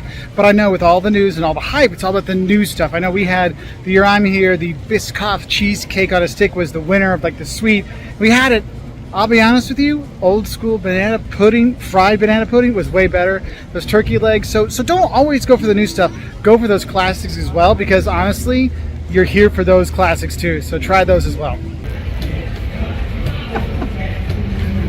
So don't forget to do the fun things when you're here, like milking a fake cow, going on the rides, you know. There's a lot of other fun things you can do. You can test drive cars. But yes, milking a cow is an option. And sometimes the fun thing you do is just seeing text made out of butter. Figure out those things and you have a good time. My grandma would be so proud. So don't forget about the rides when you do come here to the State Fair of Texas. Hit on the Midway. Plenty of rides, plenty of fun things to do. Don't be surprised if you spend a lot of coupons to go on those rides, especially the big Ferris wheel there. But honestly, it's fun to do. I mean, you're here. It's at the State Fair. You got to enjoy it. But yeah, riding the rides on the Midway, fun thing to do. So don't think that you're going to pay with cash or card when you go to individual spots. If you're going to get the great food or go on some of the rides and things, it's all based on coupons. So you got to buy the coupons. Now there's these kiosks you can go to and buy them there. This is a coupon-based adventure, not a cash or credit card-based adventure. So make sure you pick some up, because sometimes those lines get really long. So do be aware of that. So if you want to get a feel of the entire State Fair of Texas, you can. Don't forget, you can take the Skyway, which will take you over a lot of it, over the Midway, so you can see where a lot of things are, see if there's rides you want to do, but also get you out of the heat for a little bit, especially if you're here at the beginning, because I want to tell you this. Don't think when you come it won't be hot at the beginning, because this goes from, you know, the last week of September through October. So the end of October, it can be a little chilly here. However, in the beginning of September, it can be a bit hot. So don't forget to be prepared. Now, don't think it's just fried food and the Midway with the rides when you are here. There's a lot of other things to do when you're here. So if you're not a ride person, like I'm a bigger person, I don't feel very comfortable in some of those rides that they'll keep me in there, but you can still have a great time. One thing I think is important to mention, don't think all the rides are cheap and easy to do. You do need to be prepared to spend quite a bit of money. If you want to go on the big old Ferris wheel, that is 14 coupons, so $14 per person, okay? So it is not necessarily cheap to go do the rides. So do be probably judicious with what you want to do. Also, don't be surprised if you spend more money than you think, because since you're using coupons, you're just using coupons. You don't kind of maybe put the connection together. You just get more coupons. So do be aware of that. So maybe set a limit when you're coming here, or maybe don't set a limit, because you might end up having, you know, finding on your way out some pimento cheese queso covered tater tots and get those to finish off your coupons anyway. So yeah. Now you'll notice the Cotton Bowl Stadium is actually here where the State Fair is. However, don't think they actually play the Cotton Bowl here. That's actually at AT&T, you know, where the Cowboys play. That's where that is. I got to tell you this, there is one game they do play here, the Red River Rivalry. Say that 10 times fast. Red River Rivalry. If it's red, I'd be at a few corn dogs. It's a bit tough, but don't come in because that's Oklahoma versus Texas. It gets packed here. I mean, that's the weekend. Yeah, just don't. Unless you got tickets to the game. Otherwise, this is not a place to be. Now, if you're wondering when you should come, it's open Sunday through Thursday. It's open 10 a.m. to 9 p.m. But then on the weekends, on Friday and Saturday, it's from 10 a.m. to 10 p.m. So you can go and have a good time when you are here. Don't forget to look at the schedule. When you come in, they'll have this, or you can look online to see what music groups are playing, when things are going on. This is going to help you know what to do to enjoy when you do come here, because you'll never know when a show is going to be on, when a musician's going to be playing. This can help you out, so don't forget to look at the schedule. Don't forget, Thursdays, it's actually reduced entrance into the State Fair of Texas. So if you want to pay a little bit less, come on Thursday, save some money. I mean, if you come on the right day, it can actually be quite empty here, so you don't have to deal with the crowds. Because I'm going to tell you, don't think it's going to be empty on the weekends. Saturdays, Sundays, this place gets packed, okay? So be aware of that. Also, if you're thinking about dropping off your kids, a lot of them run around like crazy when they're in high school. From 2023, they had a new rule that after 5 p.m., if you're 17 or under, you need to have adult there. It's like one adult per 6 kids. During the day, you can let them enjoy their time, but just for safety stuff, they started instituting that. When you're getting all the really good food here at the State Fair of Texas, don't forget to not litter and throw your stuff away, because you want to keep it clean. Because look how clean this is. Keep it clean so people have a good time, and then you can go get some more corny dogs and some other fried fantastic things. Oh, here's another don't for you. Not everything is fried at the State Fair at Texas. I know it sounds crazy, but not everything is fried. I haven't seen too many things, but I've heard there's not. So if you're not into fried food, don't worry, they got stuff for you. Okay, another don't forget, you do have to pay for parking when you do come here to the State Fair of Texas. There is a dart stop you can do if you want to save some money that way and get dropped off in a better spot, or if you have a fantastic friend that'll drive you around like Mark, he'll get you there. But I mean, if you want the premium parking, it's like $40. If you want like the normal parking, it's $20, but don't think you're gonna get to park for free, okay? So just have a heads up for that one. Don't worry, they do have adult beverages as well, so if you want to have a cool adult beverage, you can get that too here at the Texas State Fair. So I hope this helps you get better prepared to come to the State Fair of Texas here in Dallas. I gotta tell you, this is not like any other state fair you go to in the US. It is so worth it, and it runs for 24 days, so it's literally like a 12th of the year. So there's a good chance if you're coming to Dallas in the fall, you're gonna be here for it, so don't pass it up. It's a fantastic, fun experience. So I'm going to start out with the first one, and that is barbecue. Barbecue in Texas is brisket for the most part. I can't tell you, I never eat pulled pork when I come to Texas. It is only brisket. It is so tasty and so good. And don't be afraid of those places that have really long lines. Well, that just tells you it's really good barbecue, right? And most of the best places are little hole in the walls. And quite frankly, I think that is universal. The best barbecue joints are like little tiny hole in the wall places with a big line outside. So in a lot of places, the thing that goes with barbecue is baked beans. Not in Texas. You've got ranch beans. And y'all, I can't stand barbecue beans, so I'm always really happy to come to Texas and eat ranch beans. They're a little more savory, not so much sugar. They just got a little bit of kick to them, and they're so tasty. So get a side of ranch beans with your barbecue. Another Texas eat that usually comes with barbecue is Texas toast. And I know we have Texas toast all over the country, but why not get Texas toast while you're in Texas? It's just really thick bread, sliced and toasted to perfection, right? So get yourself some Texas toast along with barbecue and beans. Texas is also known for its chili.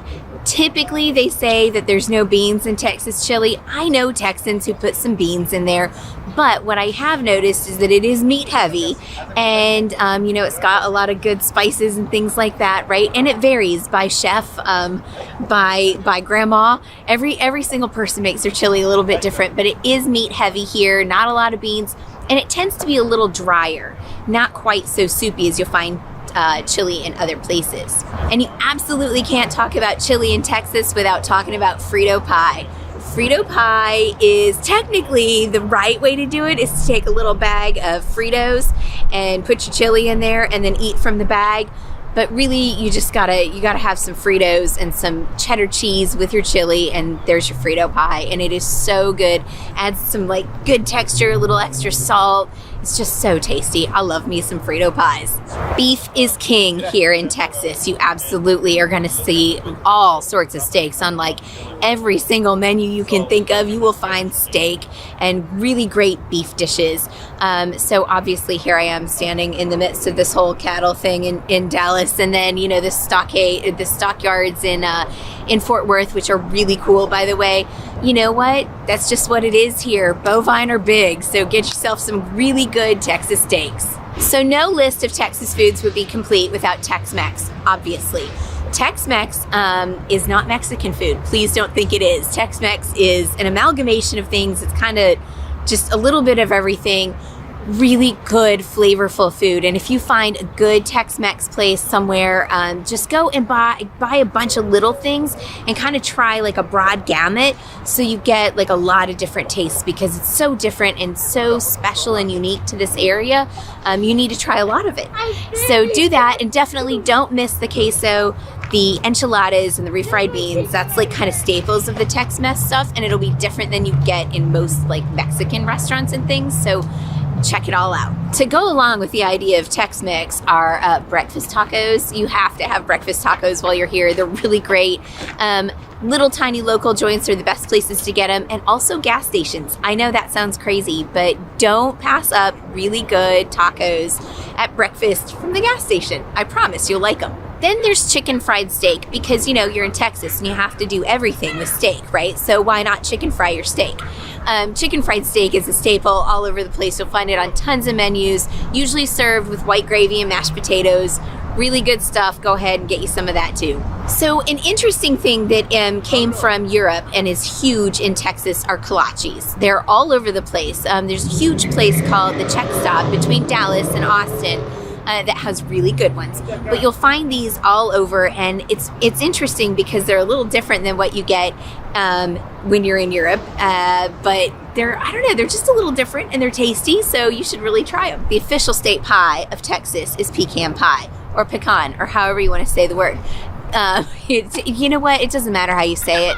I say pecan and I say it tastes good, and you'll believe me when you have some. As with all Texas lists, Buc-ee's has to show up, right? So you have to get some beaver nuggets at Buc-ee's. There's a ton of other things. I even have a video on the 5 eats of Buc-ee's. But when you go to Buc-ee's, you have to get the original sweet beaver nuggets. They have other ones now too, but the original ones are something to try. Texas, being its own country, also has its own fast food. There's Whataburger and there's Torchy's Tacos. And you know what? My kids are like huge fans of Whataburger. I love Torchy's. They're originally, I think, from Austin, but you'll find them in other places too. But definitely, those are some really good fast food joints when you're in Texas. And Liam wants me to tell you to make sure to get some spicy ketchup when you're at Whataburger because it's the bomb. So take it on Liam's word. So something our local friends insist upon us having is Bluebell ice cream. It's a big thing here. There's all different great flavors, and I know you can get Bluebell in other places sometimes, but Texas-sized Bluebell, that's what they serve us. I think I have a picture somewhere of our friends serving us bowls, and they're like, it's like 1.5 pounds of ice cream. So Bluebell is a big thing here. So as an aside, here's your bonus. Anything cooked in the shape of Texas, whether it's waffles or you get chocolates or whatever, all over Texas, you just find foods in the shape of Texas. So apparently that's something you have to do just because it's there. And then there are the drinks. You must have Big Red, Dr. Pepper, margaritas, Shinerbach beer, and all the other little local breweries. There are tons of microbreweries around here. So those are the big things. Of course, Tito's vodkas from around here too. But there's tons of drinks that you have to try when you're in Texas. And don't worry if you don't have Lone Star. It's okay. The locals will not be upset if you don't drink the Lone Star beer. But you should have one when you come to Texas. Okay, so there's that. I don't drink the beer, but he does, so he knows. Today we're talking about the 5 things I need when I'm here. I'm going to rank them from my least favorite to my most favorite. And number 5 on my list is actually the winner of 2023's sweet new treat at the State Fair of Texas, and that is Biscoff's cheesecake on a stick. The outside covering of Biscoff is fantastic. Normal cheesecake inside, kind of disappointed by it. It was tasty, and the more I think about it, I think I liked it, but overall, a little disappointing. Number 4 on my list is actually an old classic that should get all around Texas, and if my friends would say this is the best place to get them, they're actually pretty good. I've got tamales. The tamales here, I was pretty impressed with them, so that was a really good one. That's one of the things. You don't just have to have fair food when you're here, you can get all different kinds of food here at the State Fair of Texas. So they got me on the way out after I made my video. They had pimento cheese queso smothered tater tots on my list. It's better than Biscoff cheesecake, but still not better than tamales. But yes, pimento cheese queso on tater tots. They really have it all here at the State Fair of Texas.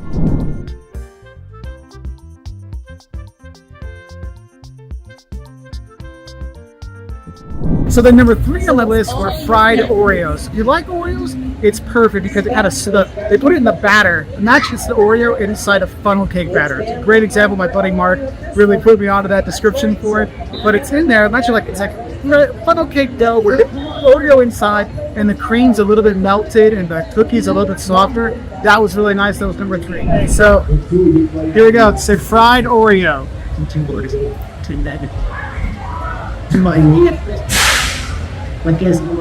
Not bad, actually. You don't get so much of the cookie, like the stuff you like vanilla, the white filling melts a little bit. So it's like a donut with the Oreo in it. This is actually pretty good. Not bad.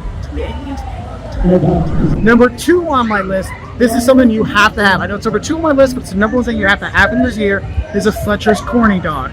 It is a corny dog from here in Dallas. This is a thing you have to have with mustard. It's the way to roll if you want to get it the right way. Okay, that's number 2 on my list. That was awesome. But number 1 for me and my eats I had here at the State Fair of Texas, fried banana pudding. Yeah, you know, banana pudding. You're like, how could you fry that?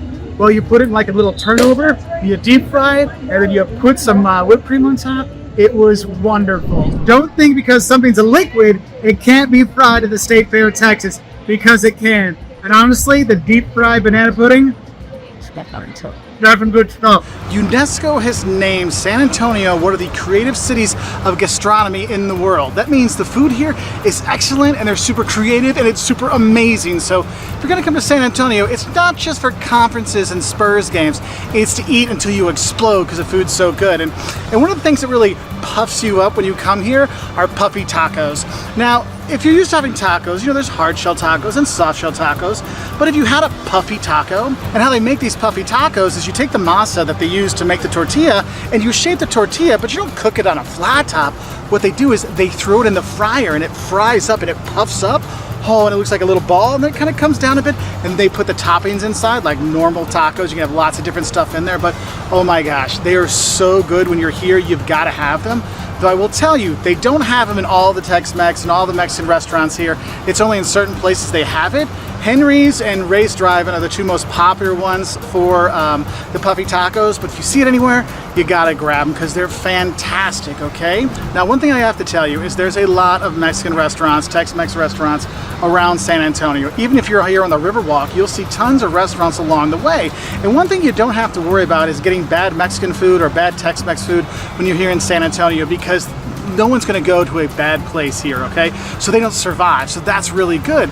So go and try Tex-Mex when you're here. A lot of different kind of things, whether you're going for enchiladas or you're going to go for, you know, like I said, the puffy tacos, or maybe you're going to go for the tamales or whatever. You're going to have so many options. You know, I had a chile relleno the other day, which was to die for, okay? So you're going to have that. But one of the kind of Mexican dishes I really want you to have when you're here, and it's especially a popular like breakfast item, is chilaquiles. And chilaquiles, basically, a layman term would be, yeah, it's breakfast nachos, but that's not what it is, okay? Basically what it is, you take tortillas or tortilla chips, you break them up, and you cook them in a sauce, like whether like a red sauce or a green sauce, or red salsa and green salsa. You cook that up, put cheese and egg with it. Oh my God. It's so good. And then if you get it like as a plate, they'll have rice and beans with it, or and then some meat on the side. I did this morning with some porco on the side, some pork on the side. Oh, it was so good. But chilaquiles is a fantastic breakfast option, but it's so popular that a lot of places will serve it during the day. So have some chilaquiles when you're here. Now, another Mexican staple you'll find here that you really have to have is pozole. And pozole is basically a hominy stew soup. My wife makes it all the time, and it's got different meats in there, chilies, you know, all kinds of like veg kind of stuff, onions and garlic. It's a really flavorful soup you'll have, but it's really fortifying. And if you're here in the summer, I don't really recommend it in the summer because it's a hot, hearty food. Like, look, I'm sweating here. It's early September, so I'm not having pozole on this visit, but when I come in December or January, I'm definitely having that when I'm here because, oh man, the hominy and everything in it just, ooh, it's so good. Now, another thing I want to talk about is don't pass up getting breakfast tacos when you're here in San Antonio, and they can be from anywhere. Your taqueria might have breakfast. They might be open earlier, so they might have it there. Or one of the gas stations might actually have breakfast tacos that are fantastic. And when you're getting breakfast tacos, yes, there might be eggs and bacon in it, or there might be other stuff as well. So get those. You will not be disappointed, okay? Now, I've talked a lot about Mexican and Tex-Mex food here in San Antonio, but there's a lot more. I mean, you don't get to be a city of gastronomy, right, unless you have a lot of stuff going on. And there's one dish, not really a dish, one snack food I think is fun. If you're here doing Fiesta, which is the big festival here in San Antonio, you'll see chicken on a stick. And basically it's a fried piece of chicken on a skewer with a pickled jalapeno on top. The thing is, it's not like a bone-in chicken, it's like a chicken patty almost, or like a chicken breast kind of thing there. Oh my God, they fry it so well. It's so good, and the juice that comes out of the jalapeno kind of gets on it, and you're like, why is that there? Then you eat it, you're like, oh, now I understand. You're kind of nibbling on both of them. That's a really nice thing to do. But the thing is if you're here outside of Fiesta, you don't find it very often, but if you do, it'll be like on an appetizer, on the appetizer menu, so you can find it there. Now, since we are in Texas, we have to talk about some of the really Texas-y foods you're gonna have when you're here. Yes, chicken fried steak is a thing here as well. You will have that. If you're not sure what chicken fried steak is, it's steak, it's beaten and then battered and then fried, and it's phenomenal. You'll have that with mashed potatoes and a white gravy. Oh, that is another fortifying food when you're here. And what you notice is San Antonio has a lot of really great restaurants. There's a lot of great steakhouses, so you can get that Texas steak when you're here, you can get that. You'll see seafood places around here. Heck, you'll see German restaurants all around this area, which is great because you have the hill country just north of here, and there's a lot, you're like Fredericksburg, and you have all kinds of German restaurants. But here, right on the Riverwalk, there's multiple German restaurants you can go and have the German sausages and schnitzels and things. You know, schnitzel, the chicken fried steak's cousin from Germany, right? He's from out of town. Let's eat him too. And if you really need something really Texasy, yes, there are Whataburgers all around if you don't want to spend a lot of money when you're eating. And I think that's another thing that's important to notice. When you are eating here in San Antonio, if you're going to go to the nicer restaurants, you do pay a nicer, higher price. But since there's so many conferences that come through San Antonio and a lot of tourists that come through, there's actually a wide range of prices for you to eat.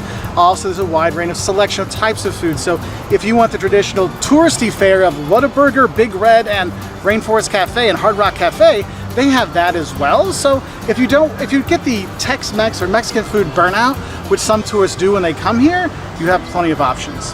Now, another thing is when you're going around San Antonio, it's not just here in the Riverwalk, it's not just downtown. There's actually a lot of neighborhoods you can go to and visit, and some of them have really good restaurants. You know, if you go to King William's District, the historic one, it has lots of great architecture, but not a ton of really good restaurants. If you want to get good restaurants, you're going to the Pearl District, to the Pearl neighborhood, and you're going to eat there where there's a lot of really good and a lot of higher end restaurants, and you can have that.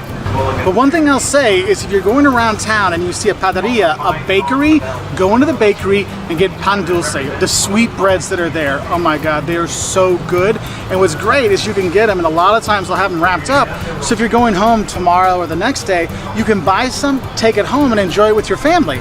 Or like me, enjoy it back at the hotel. Because, I bought some myself. Now, if you're looking to go out when you are here, like I said, the Riverwalk's got all kinds of bars and restaurants on it, but also you'll see these places called ice houses, which basically look like an old gas station that someone just kind of turned into a bar. And yes, you go there and you have your cans of beer with your buddies. It's always a good time.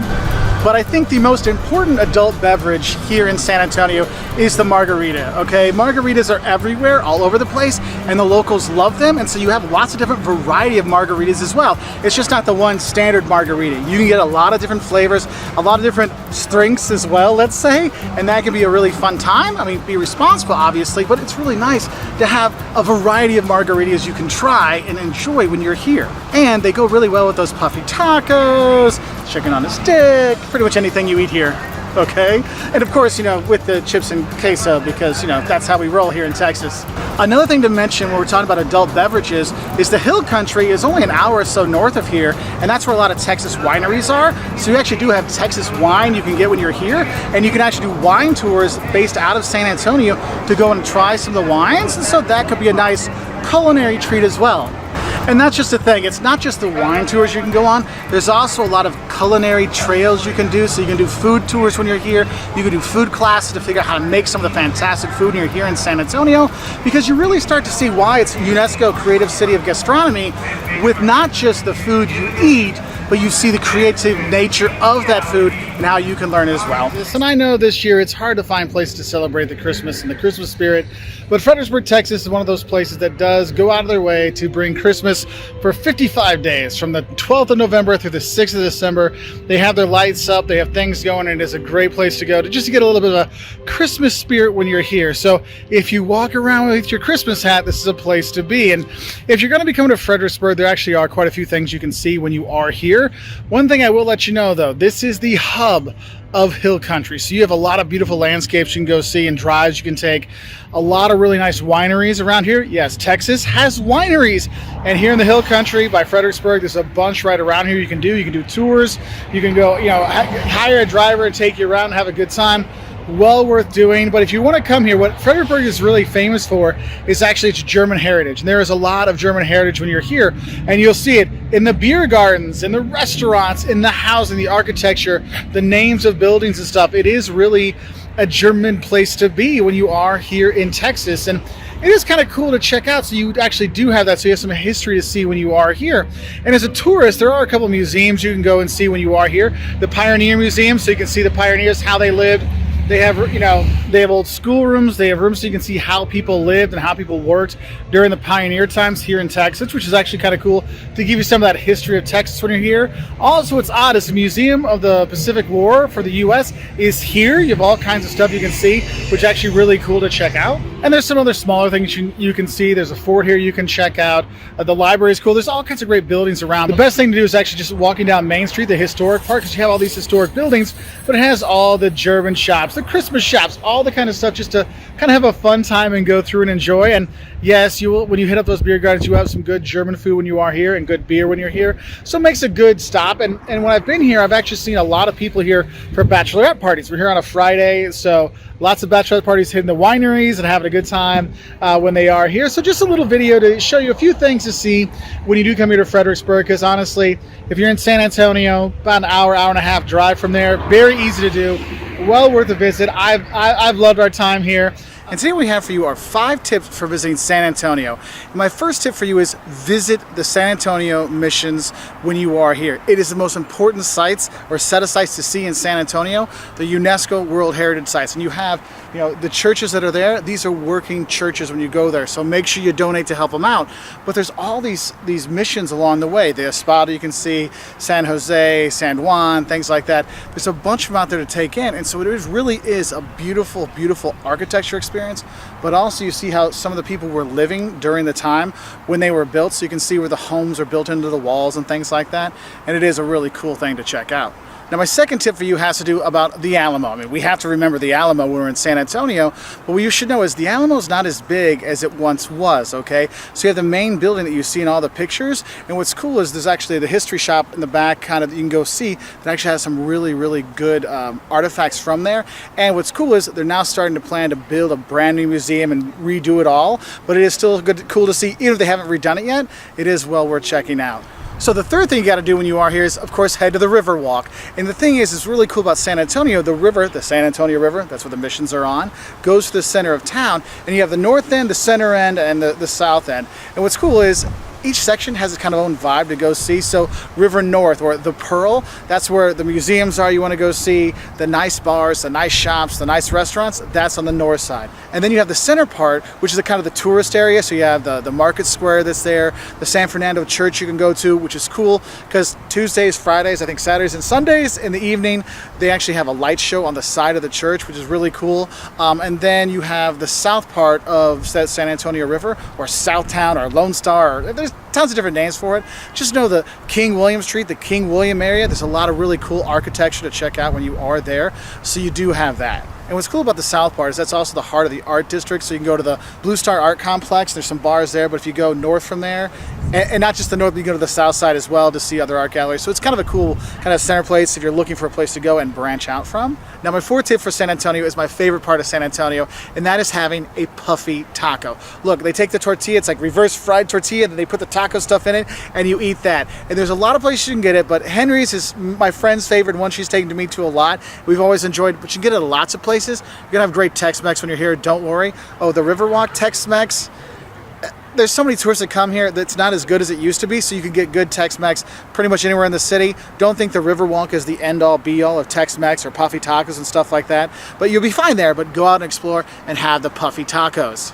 And then my fifth little thing to do is when you do come here, come with friends. This is a fun place to go. There's lots of conferences and parties and festivals and stuff like that to enjoy. But when you come here, go to an ice house. No, it's not a place where they have ice. It's not one of those ice hotels.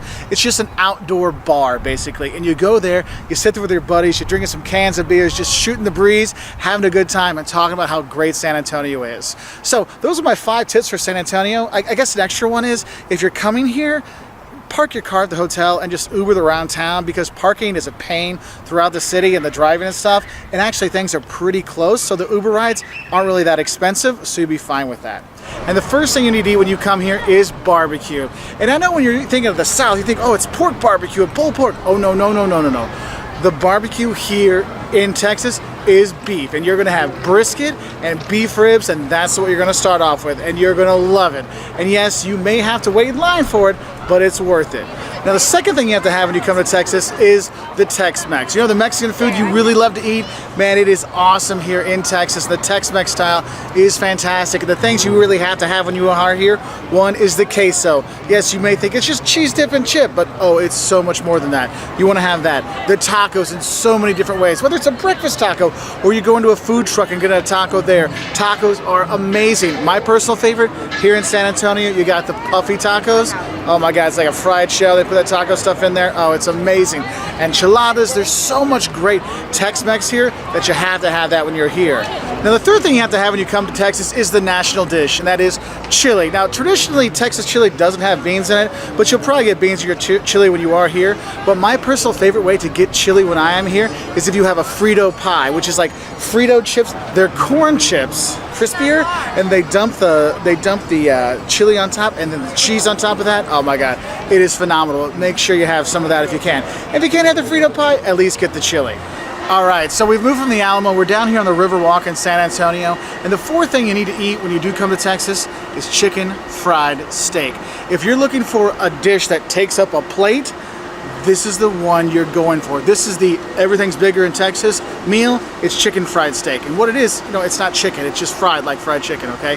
It's a steak that's just been beaten the tar out of, you know, and flattened. And then they batter it and fry it up. Oh my God. It is so good. Have that with some mashed potatoes, man.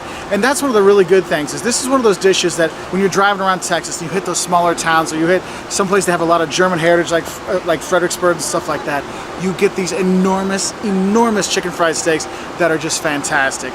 And the thing is that comes from a lot of the German heritage that came here, or at least I feel it does, because there's another great German heritage thing that you're gonna wanna think about, and after talking about all that food, you might be getting a little thirsty. And the fifth thing you're gonna have when you do come to Texas is local Texas beer. And the thing is Texas, with that German heritage, has a lot of really great brewing heritage as well. And there's tons and tons of great breweries here in Texas that you can enjoy. Whether you're in Austin or here in San Antonio, around the state, there's fantastic beer to be had. Yes, probably one that you know the best, they sell around the US, is Shinerbach. Yes, you're gonna drink that. But there's so many other beers, Austin beers, you get great Hefeweizen beers, you get all kinds of great stuff, stout beers, all kinds of fantastic Texas brewed beers. Whether it's a microbrew or almost a macrobrew kind of thing, you will really enjoy it. So make sure you do drink local beer in Texas. You don't need to have the macrobrews from all over the US, just have the ones from here. And if you don't like beer, well, I'll give you a little extra. Grab some margaritas, because I think that's more of an official drink too, and that everybody loves when they do come here to Texas. And I'll be honest with you, first things first, you gotta get the beaver nuggets. What they are, it's just like caramelized puffs, but they're so good. And they actually have a section, because you look around, they have all this food everywhere, like, where are the beaver nuggets? Where are the beaver nuggets? There's actually a wall of them you're gonna go to get, but this is the thing you have to get. You're looking to take something tasty back to your friends back home, get a bag of beaver nuggets. They're awesome. Now, the thing is, for those of you that don't know, Buc-ee's is kind of like Walmart and Field and Stream and a really nice gas station had a baby in Texas and then made it super Texas-y. That's what Buc-ee's is. It is a really cool experience. And the thing is, when you go there, you're gonna get all kinds of cool food, and it's not your traditional truck stop food. They have really good stuff. So the second thing I'm gonna tell you go eat is, when you're driving by, go get a brisket sandwich or go get a carved turkey sandwich. They have fresh made brisket that they carve up for you. You can make sandwiches out of. They make it for you, hot, ready, and super tasty. Maybe you're like, you know what, I'm on a paleo diet, you know, I don't eat bread. Fine, then go to number 3, the jerky aisle. They have so much jerky, beef jerky or any kind of jerky you can think of. They have so much of it here that it's not just bagged up and ready to go. They actually have where you can pick it out in like a display. Dude, the jerky bar is definitely something you gotta have when you're there. Now, the fourth thing is, when you're coming here, what you gotta realize is maybe you don't want the meat, the salt, stuff like that. They actually have good sweet stuff there. And yes, Buc-ee's does have a lot of its own packaged candy. You want to get the sweets. And the thing is, they have a bakery in there, so you can get those insane, huge Texas cinnamon rolls. Oh yeah, they've got those there, freshly baked. Oh my God, so good. Icing like this thick, and it's amazing. It's amazing. But also they have kolaches, like kolaches, which you might have in the Czech Republic, but they're not like in the Czech Republic where they're small and kind of tough. These are like fluffy bread, cake like bread with, you know, cream or fruit filling in it, like on the top, or you might get with sausage and jalapeno inside. Oh man, grab one of those things from the baker when you are there. And if you don't like that, they make their own fudge there. There's all kinds of sweets to have. And then I will say, the fifth thing you need to have when you are there is make sure you pick up a 44-ounce soda there. It's 79 cents. Or with tax, because it's the United States, we have sales tax here, 86 cents for 44 ounces of Texas Love Dr. Pepper, or if you like, you can get Big Red. Those are the two drinks I'd get. And what's great is, if you get one of these, by the time you finish it, you might hit another Buc-ee's, and you're gonna have to pee. And when you go there, yes, and if you meet Texans, they'll tell you this, the bathrooms in Buc-ee's are super clean, and there's tons of them. I'm like, okay, but so many people from Texas told me that, and then I got there, I'm like, I'll be damned, they're right. There is a ton of them, and they are really clean. So that's what's cool about it, and that's why you have to stop at Buc-ee's when you are doing a road trip through Texas, because this, and especially this, that is quintessential Texas road trip grub. So, as everyone talk about are your food options when you're here in Terminal D. Let's go start with, what do we have by D1?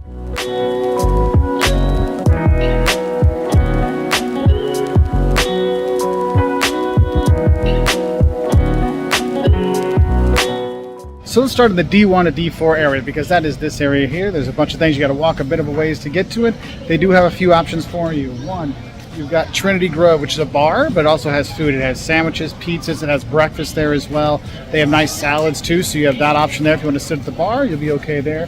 If you just want to grab and go, there's a grab and go literally across from D2, so if you want stuff there, so that's a nice little option you can have. And then across from D3, you've got the cake bar, which means, yes, they have lots and lots of cakes you can choose from. So your sweet tooth, you can finish off your Texas trip with some sweetness, but also you get your coffees here too, so that's a nice thing, especially in the morning. So we're going to start leaving the D1 through D4 area to get the hike and, walkway back to the main part of D, but there are at least options down here. So if you're coming in here at one of those first four gates, you do have decent options for food. I mean, there's a lot of options for food in general at DFW, so that's really nice, but let's see what else we have. Now, as you're heading out of that D1 through 4 area, there is a grab and fly right here. It's one of those Amazon things, so you like swipe and then your car, you go and pick stuff up and you just walk out the other side, so it tracks you that way. Some people don't like those, but they do have one here, so that's kind of like your last option before you have the long hallway to go back down to the other parts of the thing to find more sit-down restaurants, fast food places. Whataburger is there too in D, so let's go see what else we can find. Now, when you're in that no man's land between D5 and D4, so you have Eat Z's. It's got a marketplace, it has a bar, and around the corner here it actually has where you can get sandwiches. They make stuff for you, so there is some options, so that's a nice one to get a little something for everybody. So maybe I should get something there.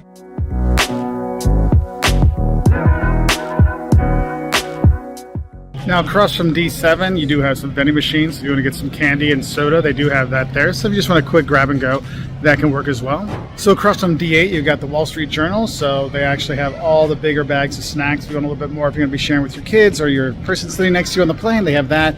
Also, if you want to get your neck pills, they have that. And if you want to grab some last minute Dallas souvenirs, they have stuff in there. So that's actually, I want to go to get something for my gate agent where I'm flying to, because my wife flew out this morning and said, get something for Tony. So I'm going to get some Dallas for Tony in there. So next to D10, you've got the Bond Shop. So they have banh mi sandwiches there. They've got sushi. They have other things you can grab when you're there. It's not too bad. Especially if you're looking for something lighter. I feel like that feels a little bit lighter when you're here. Also across the way, one thing DFW doesn't have a problem with, there's a lot of vending machines. You got some more vending machines for some Cokes and drinks for the kids or for yourself. So you have that option there across from D10. Now, once you get to D11, you take the boardwalk here to go to a lot of different options.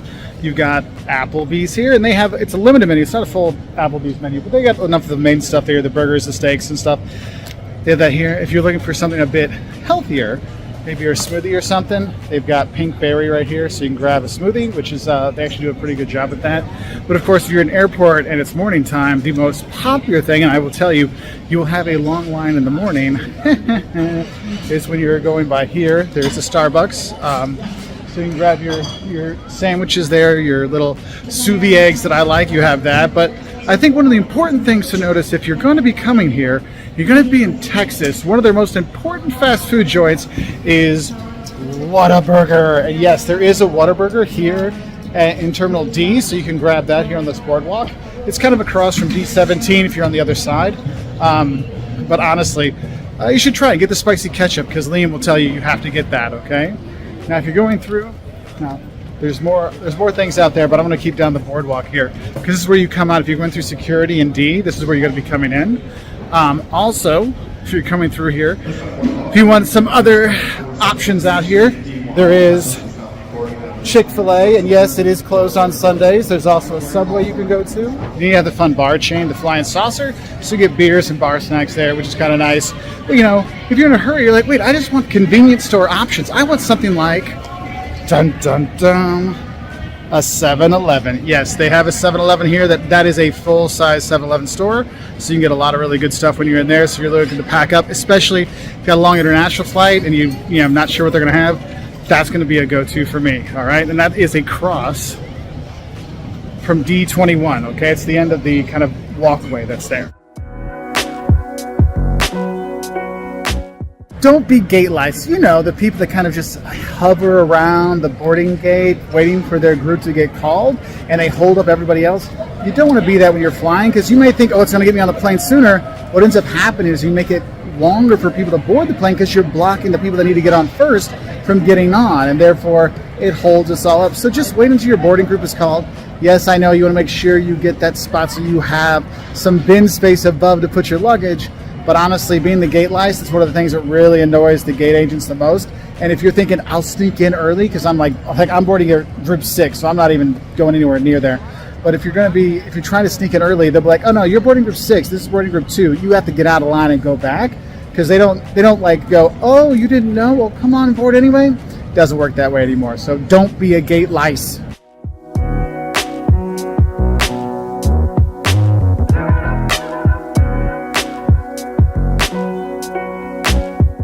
So on the other side of that boardwalk, if you're coming through where the gates are, you're going to see sugar for you. Yes, there is literally all the sugar you could ever want. So every child would love to stop by here. So if you want to grab something here for the flight to have them be shaking with all the sugar, or maybe yourself, you can do that, or save it till you land. That might be better. But that's right by D14. So when you get to D22, you have a couple more adult options. You've got Bar Louie there. So if you want to get drinks and some light snacks and some food, they have that there. Typical bar stuff. Also, if you want some barbecue, you got Hickory Barbecue, and I mean, you're in Texas, so you might as well hit up some brisket when you're there, but they have more things than just brisket when you do go there, but that'll give you a little bit of a Texas taste before you take off. Now, if you're looking for snacks to take home, the duty-free shop, you know, you have that right here when you come through the other part of security between D22 and D24. So grab a snack for somebody back home that you care about. So if you're by D24, you've got Cantina Laredo, which actually it says modern Mexican food, which it does have. You want migas in the morning, they have that, and huevos rancheros. They've got other Mexican treats during the day. You can do that. And if you have friends that don't like Mexican food, they do have sandwiches as well, and they do have a grab and go right next to it. So if you want to do that and kind of just take off, you can do that. But their food's actually not bad.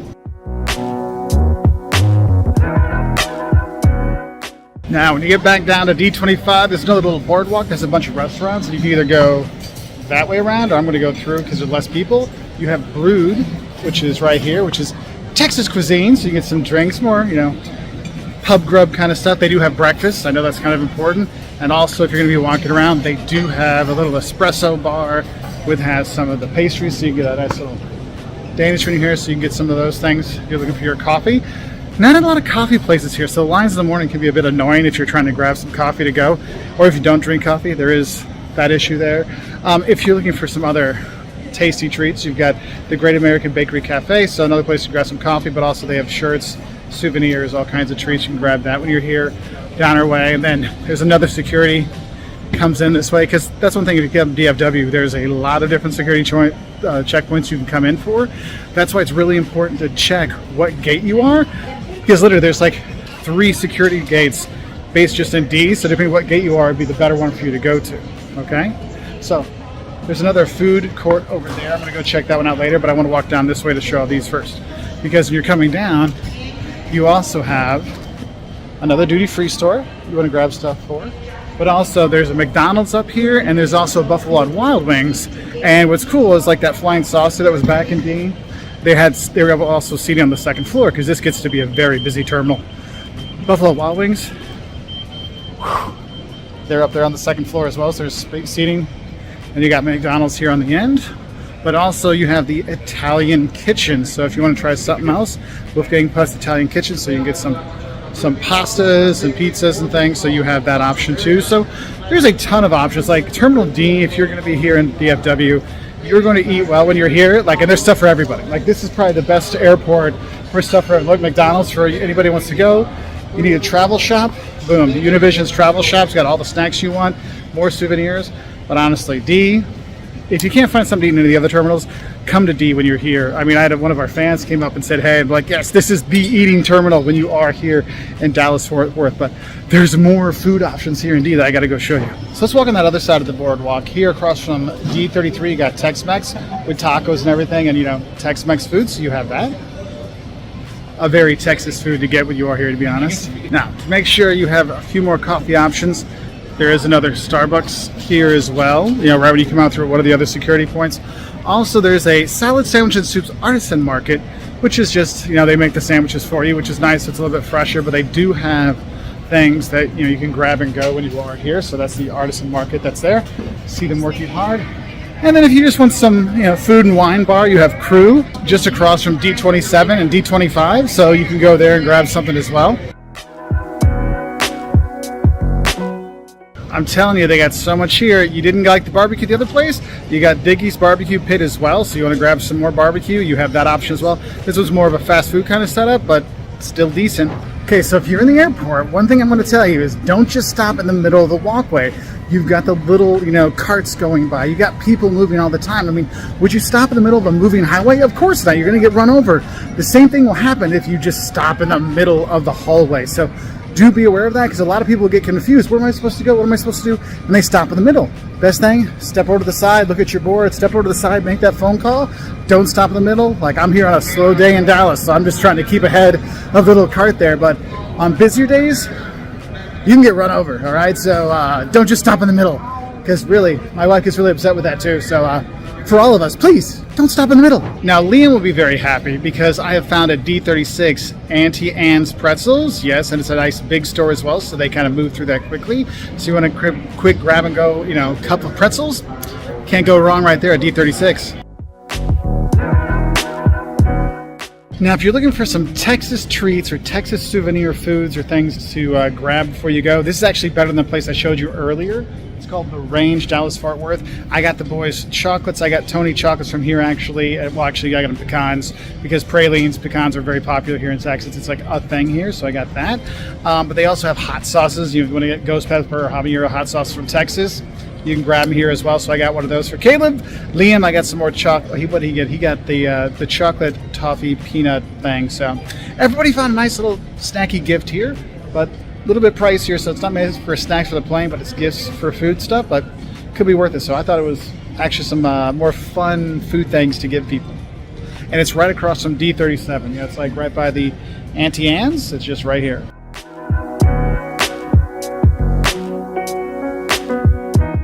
Well, we're getting here to the end. We're by D38. You've got the World News and Gifts. So if you want to get some last minute snacks or a drink or a soda, they have that there to go. So you have that. And we're coming down to the very end. And like I said, there's a lot of a certain thing here in Dallas. There's a lot of food options, a lot of snack options. Terminal D is your place to go.